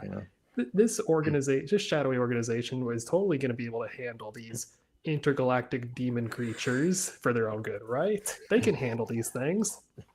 The one thing I do like though is Dr. Owen's like, these guys so far, like, we can't stop this though. He admits that, like, we can't stop the shit from it is getting worse, but we're still kind of like, we're doing what we can to combat it, but they still have no idea what the fuck, how to stop this shit. This is such a silly ass trope right here. It hurts my brain. I've seen this in so many supernatural shows, from Supernatural to Angel to Buffy. I've seen this in so many shows where they have a bunch of different pictures and they somehow timey-wimey, wimbly-wombly just magically fit Rubik's Cube it out and figure out, oh, this is what it's supposed to. You would have no fucking idea how to Venn diagram this thing. It's so silly. Yeah, because technically in the middle right there, there's missing like it could continue on where it branches off into a V right in the middle, and then it comes down. There's another V. Where does the rest of it go? This has been done so many times. I bet you dollars to donuts there's a industry term for it, of the, put the papers, the drawings together to make a bigger picture and stand back from it. And it's always the same line too, isn't it? It's always like, wait, we're not seeing it because we're too close. Let's stand back from it. I mean, I'm like, dude, stop it. God, it's lazy. This is why writing. I think these two episodes could have easily been combined together, and you get the pin of the Will being possessed, them finding this out, 11 finding out a little bit more about her mother, and the boys. Like, you could have easily written these two together. It's really it's really showing its ass, isn't it, Nadia? With the whole, like you mentioned earlier, as we've previously discussed, it's it was supposed to be an anthology series, and season 1 was supposed to be bottled up in itself, and this was supposed to be another different thing, but then they pivoted at the last second, and it's almost like they kind of were just throwing shit at the wall and trying to figure out how to make this work. What are you sending to Vex and DMs? Gross. Bruh. She's a married woman. Not a Demogorgon, right? It better be a harsh critique of it's a harsh critique of sugar. And this Stranger Thing memes. It's okay. Okay, and this is say where it. Billy becomes the racist. Yeah, this is where he shows his ass. Becomes. One of those people. Displays. Those people. I'm jumping. No, I'll say like this is. I think I brought this up earlier, but this show is one of these shows that I kind of attribute to like the Netflixifying of like story beats, where it's like how many different side plots do you need to have going on at the same time that don't interact with each other until the very end. Yeah, and you're starting to see it. You're starting to see it here with how many different moving parts and factions there are. Yeah. Do we ever get the full story on what Billy and Max are actually, like, how they ended up in this town and what this Kind of, yeah. It comes. You'll see it as it'll evolve in this season, and a little bit in the Especially next season as 3. well. Yeah. Yeah. Mm-hmm. You kind of see it. You feel sad, yeah. That's No why spoilers. initially I think a lot of people didn't like Max, but as the seasons evolved a little bit more, you look back at it, like I think Sketch was saying earlier, and you feel sorry for her as you start to see what their lives are like and how it evolves and how Billy is involved in all this. Yeah, but Billy's a total racist at this point. What exactly is it that he says? I forget. Basically, is he causing you trouble? We don't like that No. kind around here. Yeah. I'm like, you're from... Oh. Yeah, I why don't know you if Vex is still in the chat, but Vex, you got a full page. This is more entertaining than the Stranger Things episode we're talking about. This is his honest reaction to this episode. He's so sleepy. The cat has opened one eye. That's how my cat is. Well, he's I sitting don't on know my where desk. He's sitting on a hard desk here. He's I feel like the cat was just chilling out, looked up and saw. I was like, "Ugh, season 2, Stranger Things." Now I'm going back to sleep, Dad. This is serious shit about him checking out that she's hanging out with a black kid. Oh yeah, Vex doesn't do Twitter. She removed it off her phone, so she's at a desk. She's smart. The rest of us should learn. Yeah, she's smart about balance and shit, man. I'm at Discord, but that's fine. Oh, probably the same thing. Yeah. No, totally. That's totally Not fine. much better. I know. Social meds. What does the rest of this episode have? We've get a little bit about her and her mom, which we learned a little bit more in the first season. I think Hopper starts checking out the sites, doesn't he? Yeah, this she does like the communication with her mom, but other than that, really, it's just Is this Bob time shows travel up. then? No, Spatial travel. This is her her typical like locating someone thing. Oh, okay. So this is her currently in current time. Yeah, She's not like time traveling back. No. Oh, because her mother's still alive because we met her in the first season. Yeah. So does her mother die in this scene then? Do you reckon? Like, do you reckon this is like are they doing like a Hodor type of thing where no, I'm not giving you spoilers. I'm not giving you spoilers. Yeah. Oh yeah. She does not die. All right. At least not in this episode. You'll just have to watch the rest of the season to find out. Yeah. Yeah, no, it's because of the way that she is. Because in the first season, I can't remember if she answers straight questions or if she's always just muttering away with that string, whatever it is she's saying here. Muttering away in the first season.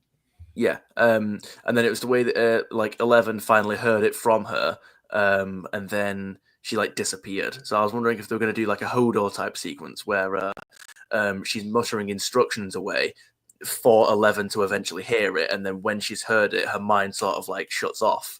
You're gonna have to finish the rest of the season. No. Have I figured it out? Is that exactly what happens? I'm not saying yes nor no. Yeah. Okay, all right. I mean, this is a very heartbreaking moment too, because even though she does have Hopper as a father figure, she doesn't have what Joyce is probably the closest mother figure she's had in this entire time. Yeah. She's not even allowed to see her. Joyce thinks she's dead. Well, because in the last season, there's the scene where she's holding her at the pool and telling her, you're doing so good, I got you and stuff. And that's the first time she's probably ever had any type of motherly affection towards her. Yeah, and it's again that thing with the dad. He kept pushing her to basically bottle up all of her fears and emotions. Like, even if you're scared, you've got to carry on doing it. And then Joyce looks her in the eye and says, "If it gets too much for you, tell me, and I'll pull you straight back out." Just man. This is the recording tape that they put together, or she put together. I'm surprised it was able. Excuse I know me, it's ma'am. movie Can I help logic. you? We have fellow cats coming in. No, my dog. One of my dogs. We got doggos. Yeah. I will say, I know it's movie logic, but it's funny that recorder was able to pick up that conversation so clearly, and that she even got it that close to Owens in the first place. Walkmans, man. I want a remade version. What needed to happen? You know what I mean? We need to go into Pro Tools and edit this dialogue to sound like. I know, right? Just through the bag that it's clearly being contained in, so that when it goes to Murray, he's be like, "What the fuck is this? What am I supposed to do with this?" Oh, and this is the end of this episode where he eats. Oh yeah. Your cat better look away. Oh no! Look away, Vex. Don't watch. Look away. Not Kylo. Oh. So Nadia, what do you think? What do you think about these effects? What do you I mean, this is a good mix of CGI and practical effects. This is how it should be in Hollywood. Yeah. Very well. I love the look on Dustin's face. Look, Lisa, you can pinpoint the exact millisecond where his heart rips in half. This was the one thing we didn't want to happen. I got a funny clip for that. That's funny. It looks like a tip of something. I'm just gonna say. Whoa! I'm just saying it does. A ring pop? Sure. Yes. PG. Yes. Ah! I don't know what phallic looking thing does that, because it's like, gee, Dustin, I wonder when it's closed, not when it's open. When it's open. No, Nadia, you committed to the whole bit. Someone might need to go see a doctor, potentially a urologist at that point, because nasty ass STD you might have to pick up there. Yeah, but there's somebody out there that once this thing opens its mouth, some dudes out there's like, no, I try it. Would. Yeah. Who said that? He's on like TikTok or something like that. Or maybe he makes YouTube shorts. He's like this black guy who he pretends to be like a doctor or like some kind of an archaeologist, a collector. There's a collector, isn't it? And he's got this assistant. He always looks at these sus clips of other stuff, and he goes, "Bring me that, whatever it is." And then the guy goes, "But sir, it's in endangered element. Bring me that item." Have you seen that guy doing YouTube shorts like that? It seems like the kind of thing that he would react to. It reminded me of something out of Resident Evil, actually. Yeah, I can see that. So it felt like an homage to The Thing with the dog head opening up. That too. Oh, I don't know why it looks like a dickhead. I mean, it ate a cat. It is a dickhead. How dare he? A dickhead of pussy? What? I'm just saying. Like a little mushroom stamp. Stop. I'm sorry. Okay, and then Hopper digs his way into the tunnels, and we're now getting the same kind of like ash, snowy effect that is happening in the lab too. Yep. Get it? Yes. It's upside down because the camera is upside down. This is a great shot too. Moving the camera like this. I think this was used in a promo. This was part of the promo. Yeah. They use shots like this very frequently for their trailers. Like season 4's got a few of them. I think there's a few in season 1. They love doing that shot. For good reason too. It's kick ass. Can he get out of that tunnel? You'll just have to watch the next episode to find out. The tunnel is the best with Steve. Oh man, wait till you get to it. It's the best. little bit of a slog of an episode. I think Little.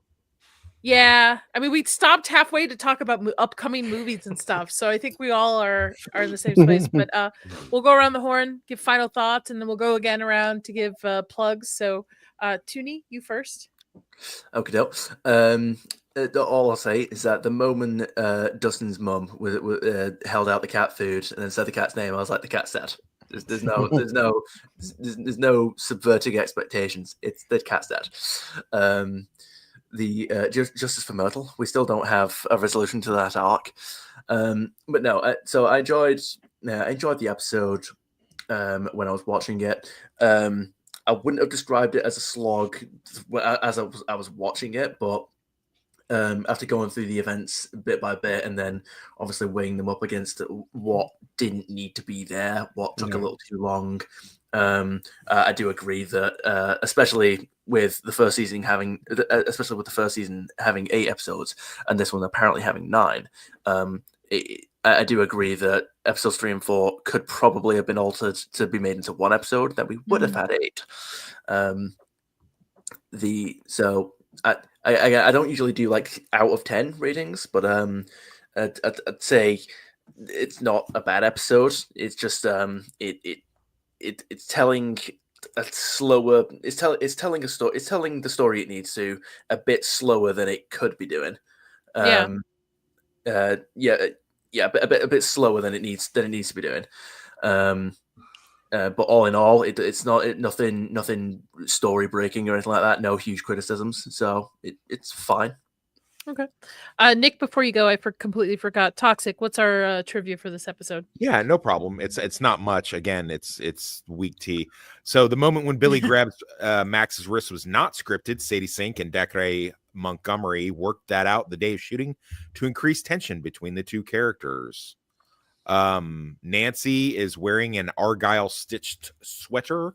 The Argyle pattern was very popular punk logo for a hardcore punk rockers from Oxnard, Nardacore. Never heard of them. The Argyle print depicted OX for Oxnard. In chapter 3, the Pollywog, Nancy and Jonathan overhear a fellow student listening to Ill Repute, a popular Nardcore punk rock band from the 1980s. I am not familiar with that, so we're just gonna have to take IMDb's word. At the complete end of the episode, when Hopper goes inside the tunnels in the Upside Down, you can hear a clock strike, which in the fourth foreshadows Vecna's presence in the Upside Down. So maybe they had that planned all along. I don't know, or maybe they're reaching. I'm not. They probably planned 2, 3, 4, and 5 when they got the green light to continue. But go ahead. Right. Interesting. Interestingly, Vex has some trivia. Thank you, Vex. Nancy's actress managed to not throw up any of her meals during the filming of this episode. I don't think that's true, Vex, but we'll go ahead and we'll believe you. So Bob, played by Sean Astin, does not appear in this episode at all. This is the first time one of the main characters is credited but does not appear. That's interesting. Okay, I'll try to be brief with this one. True Sight is a Dungeons and Dragons spell that allows the caster of the spell to see invisible, displaced, and astral objects. The subject would see into the ethereal plane and other coexistent planes, the Upside Down world. In Will's case, the spell could tell a creature's alignment and intentions by looking at them, which may be why the first views Will has of the creature show it in dark cloud with red tones, denoting the evil intentions of the creature. The spell was first introduced for the original Dungeons and Dragons as part of the Illusionist spell list in Dragon Magazine #1. Okay. So funny story. You know how I learned how I had true sight? I was gifted by my DM a unicorn that had true sight, and I didn't know what true sight was until I read it fully off to my table after we had played a couple sessions with me having this pet. And they're like, "What the fuck? You have true sight?" Like this kind of, it's like I had no idea. But anyway, is that it? That's all the trivia? I told you it was weak tea, boss. I'm sorry. That was super weak tea. I'm sorry. Shame. Anyway, Nick, final thoughts. Yeah, I mean, this episode definitely has a lot of like exposition, and it's like ramping up to the better episodes here in season 2. Like in like this first half of the season is obviously like a lot slower. And while we disagree with some of the actors and the kids, like what they're doing, it is kind of setting things up, which obviously like it does need to happen. And I understand like they could have removed episode 9 and crammed things a little bit more together into 8 episodes. But I'd say for what this episode has, and again, like I know when we look at it now in a rewatch and in hindsight, like we can offer more critiques to it. But as I was trying to remember my initial thoughts, and again, it's kind of hard to think back 8 years and remember like, oh, I remember this part, this episode, like what I was exactly feeling or thinking at that time. But I mean, it's for Will, I would say, and what he's having to go through and depict, not by words or even writing it down in like, or like speaking in words or writing it down in words. He has to draw it out. And like we were saying, it should take so long to do that. And they kind of have to, ramp up the drawings. And I wonder how long it actually took them to do that in actuality. That would have been a cool treat. Yeah, that would have been cool trivia. 100%. Like it took like how many actual pages did it take? What do you want me to do? It wasn't there.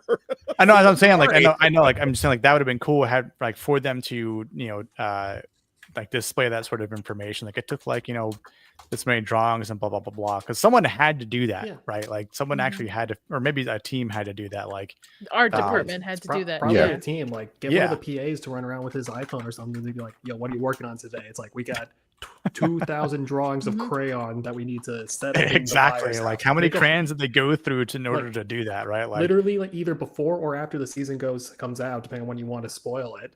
Netflix just puts together a little montage behind the scenes reel of them putting that whole thing together and what it looks like. Like this is how much time it took to make the buyer's house look like this. Right, exactly. My frustration with Dustin obviously grows more in this episode because we can see how much of a menace Dart has become, and he's still not being fully open with his friends. And obviously, like with the way it ends with Hooper, like things aren't going to go well with him. Because he's alone in a completely foreign and alien, terrain, which usually doesn't bode well for a character. So it is kind of setting up maybe like something that's obvious, but someone has to venture into that unknown. So it does make sense, and he is like that brave, masculine character that the town needs, not just like the story or the kids for like this father figure. Whereas like he's kind of like the opposite of what Bob is. Which is kind of interesting that he's not in this episode too. But it's just more shit that happens with kids, like being mad at their parents or guardians with like 11. So a lot of it does seem very true to form, which I like that. It's not like they're just making up a bunch of shit for kids and they're saying, oh, well, what if my kid did that? But yes, Vex, if he could only be that way in real life, that would. What do you mean? Red Guardian, let's go. That was just so ironic after season 4, right? For him to be captured by the Russians and then to play this Russian, fat Russian. How about not cheat on his wife? That would be, masculine. Yeah, that's very true. That's weird. It's weird. See how she jumps on Harbor for cheating on his wife, but earlier when if Billy was sleeping with the married woman, Mrs. Wheeler. Yeah, Mrs. Wheeler looks like she needs some. All right. I see. Is that a ample time to say I could fix her?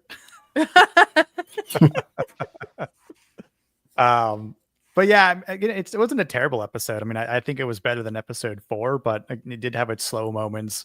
Again, just kind of building up to what we're supposed to be getting in the latter half of this season. So like I'd probably give it like a similar rating, like a 7.5.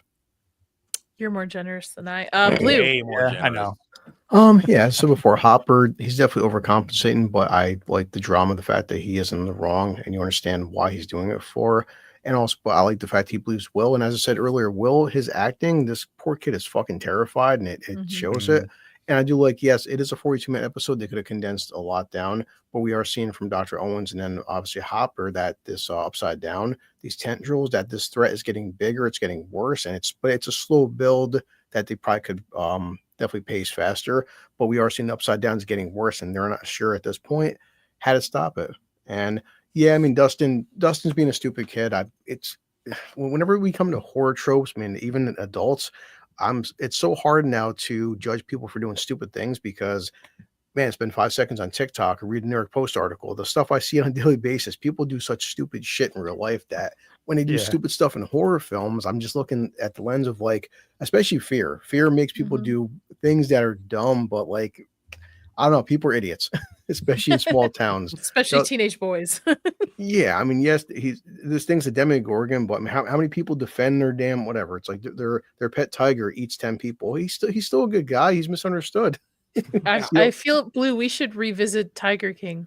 I mean, look at Sigmund or Freud. After like that damn tiger mauled him, it's like, please don't put him down. He's not a bad tiger. He ripped my face off, but I still love him. He only did it once. Like, or people who defend pit bulls. No offense to anybody that might have a pit bull, but it is a very common breed to attack people. Happened, like 2 days ago, a pit bull just killed a kid in my area, and but that's and I'm sure that the owners still defend the animal. I'm not blaming the animal, but as Nick said, I mean, I'd probably go a little bit lower, like maybe like a 6. It definitely, it's slower pace, but I still like Hopper and 11, their overall arc right now. Yeah, I agree. Sketch. All right. Here's my honest opinions. I'm not a dog racist, Vex. There's my opinion. That's your opinion. That's it, right there. More, kind of more of the same as episode 3. There's even more stuff that we get this episode, so I want to go a little lower than I gave the last one. I'm going to go with a flat 6 on this one. That all said, I'll jump ahead a little bit. The next 2 episodes we're going to cover, when we get some of the payoffs for some of these setups, phenomenal. So it's like I can't really decide if I know I need to, if like I can have one without the other in some regards, or if it's just an execution thing. I do feel kind of bad though, because these are the 2 episodes of the season that Sean Levy got to direct. I'm like, oh, you got done dirty. Oh, he did. Yeah, these are both Sean Levy episodes, and I think they're the only 2 that he did for the season. I'm like, you got the short straw. Well, it could have been a lot worse, probably. Maybe with Sean behind it. I mean, who knows what we could have had. This could have just completely turned people off from the season. Well, they also have different writers for both episodes, so I don't really know.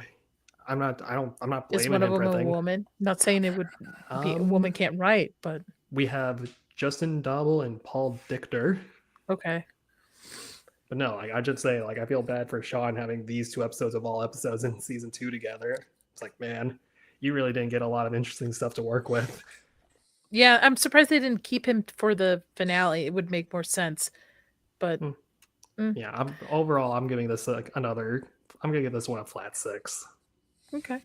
Toxic. I mean, there's actually stuff to like in this episode. I like Paul Reiser's character.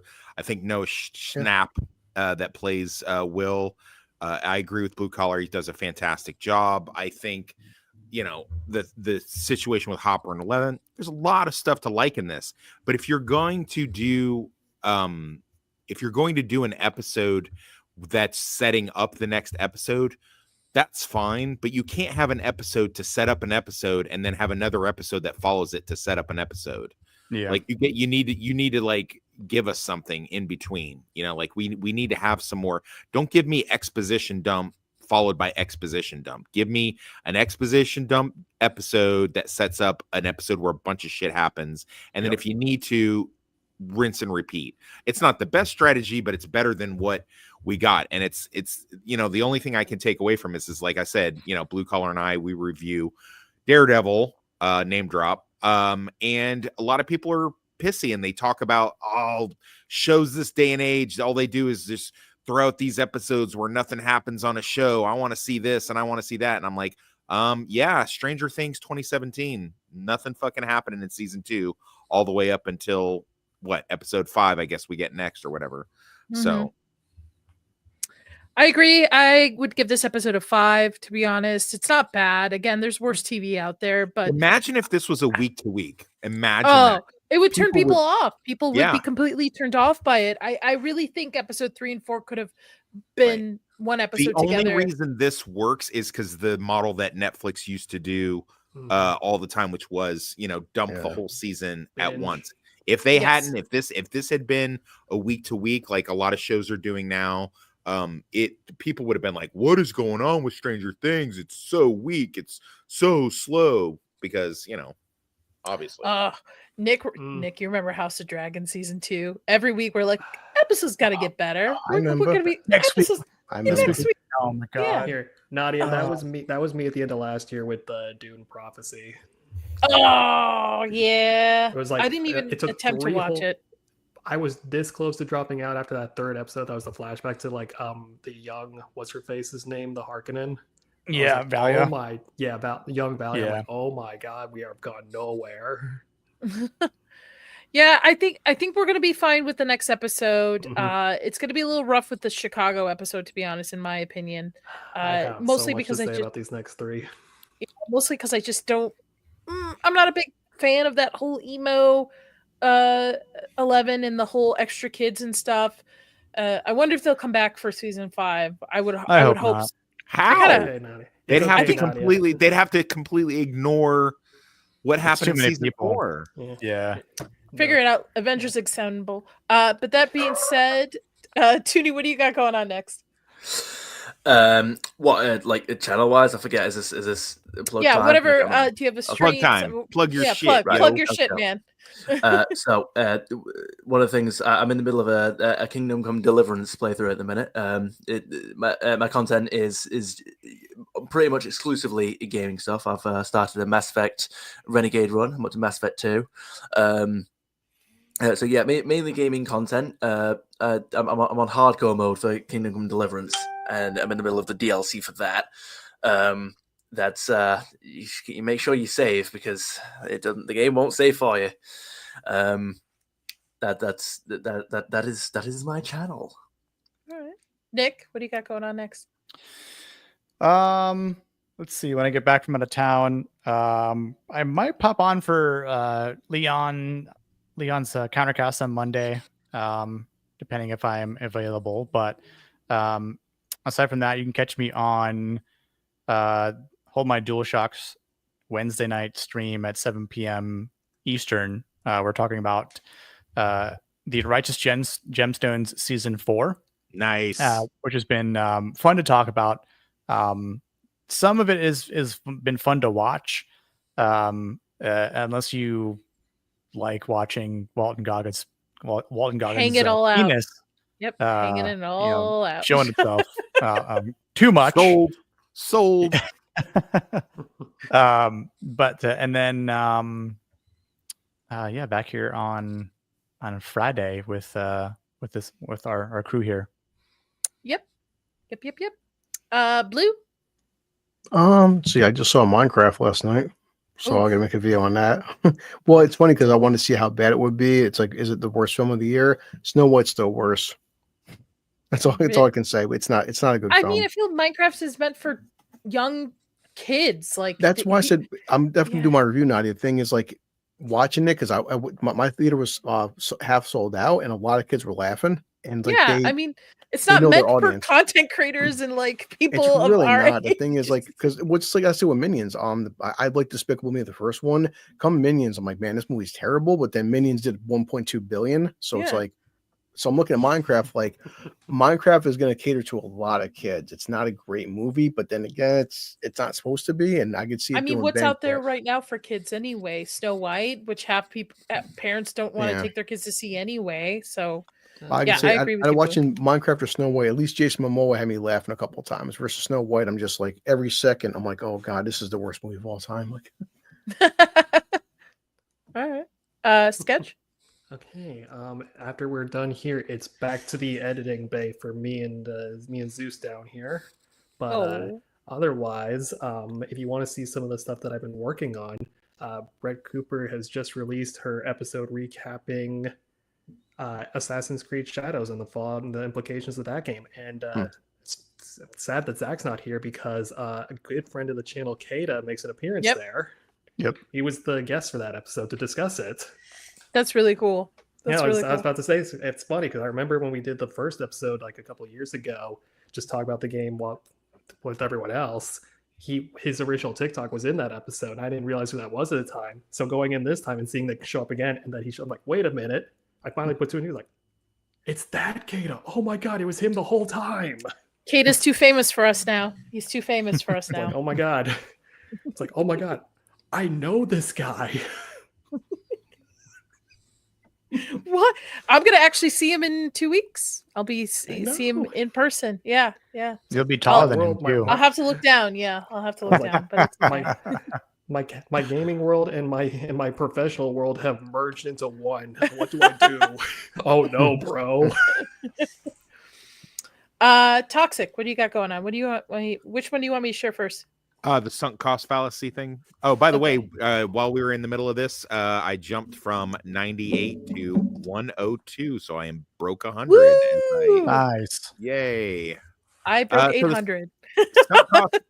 Sunk cost Nice. fallacy, the phenomenon whereby a person is reluctant to abandon a strategy or course of action. I have done this once. I'm going to do another one of TV shows that I have given up on. As you know, I will not be joining you when From returns because I have invested enough time for that thing to jerk me around, and I won't do anymore. So the next part of this, I guess it's going to be a series now. I'm going to talk about 1923 and Yellow Jackets again and talk about why those shows are becoming falling into the sunk cost fallacy. They are just meandering around and stringing people along, and I don't like it. So also another landmark as of today, right before the show, I sold 1,000 copies of Slapdash. Right before this. Yeah. So Nice. Very cool. not Congratulations. exactly international bestseller numbers, but not too bad for a self-published local Kansas City novel. So yeah, Kansas City crime novel, loosely based on a certain person's life in the military and some shenanigans that followed. If you would like a signed copy, you can go to my channel where I have more details, and I'm happy to send you one if you are in the US. If you are not, you can go to Amazon, and it's on Kindle, and it is in hard paperback. So, yeah, that's it. Very so that's nice. going pretty good, Cool. and I'm getting the next two out as well here shortly. Busy, man. You're Dope. busy. Busy. As for myself, no X-Files stream. X-Files is going to actually be on hold until probably late April, beginning of May to pick it back up, just because I have stuff to get done on Saturdays. But tomorrow will be the members watch party. We're watching American Psycho. Tuesday, I nice. will have Michael Levy on. Michael Levy is the director of Stream, which came out in 2024, but he also is the producer for the Terrifier series. So he will be on with me to talk about his movie. I'm hoping Thursday to kind of catch up with The Bondsman, Kevin Bacon's new series, and talk about it. So if anybody would like to join me to talk about that on Thursday, if I can get would to love watch to it. do that. Yeah, because I'll let you know if I get time to watch it. I'm trying, Yeah. or at least watch the first half of it, because they Prime dumped all the episodes. Yeah. So I added to What my a list. I've not ripoff. watched it yet. What a ripoff of Brimstone they've done. A blatant Really? ripoff. Yeah, are you Interesting. familiar? Do you Okay. know what Brimstone is? I think so. I would visually have to see it. Before 1998 Fox show about a guy that dies in the line of duty as a cop, and the devil brings him back to hunt down demons that have escaped hell. Oh, TV. Okay, not the movie. TV show. Hold on. TV show. Yeah, I've briefly know what this is about. Yep. So I'm intrigued. I do also want to cover. I know a lot of you are Last of Us season 2. I want to try to figure it out, somewhere in there. But with the meetup happening midway in this month, things are just going to be kind of tossed and turned. But yep. And thank you everybody for the super chats. I will be going live. Give me a moment to pee, stuff something in my face, and get my stuff set up. But I will be popcorn. going live to play Until Dawn for a little bit, and then Sweet. I will. Do it. Yeah, that's about it. Oh, and I broke 800 subs, so that's Nice. great. Proud of you. Yes, so I'm on the road to 1K. Very well. Nice. Congratulations on 800 subscribers. Have you got anything planned for 1,000? When I get closer to there, I probably will have some kind of event happening. I'm hoping I've got some ideas, something a little bit different than when I got monetized. I think there was a lot of people at once. So I think I want to keep it a little bit smaller and a little bit, I don't know, paced a little bit better, but I'll figure it out. Brilliant. When I get there. Yeah. Oh, lastly, I do still want to plug. I did have Sam Stefapanic on to talk about Woman in the Yard. It was a really great conversation. I had him on yesterday, talked about the themes of that movie. Highly recommend that movie. And that's a lot for me to say because it is a Blumhouse production. It's the first time Blumhouse has actually put a win in my bucket. So I do recommend it. All right. Nice. That'll be it. So have a good night, everybody. Thank you to Very my well. panel. You guys are awesome. Everybody who super chat, you guys were alive. We had a great time. Even though those were slug of an episodes. And until next time, stay spooky, y'all. Cheers, y'all.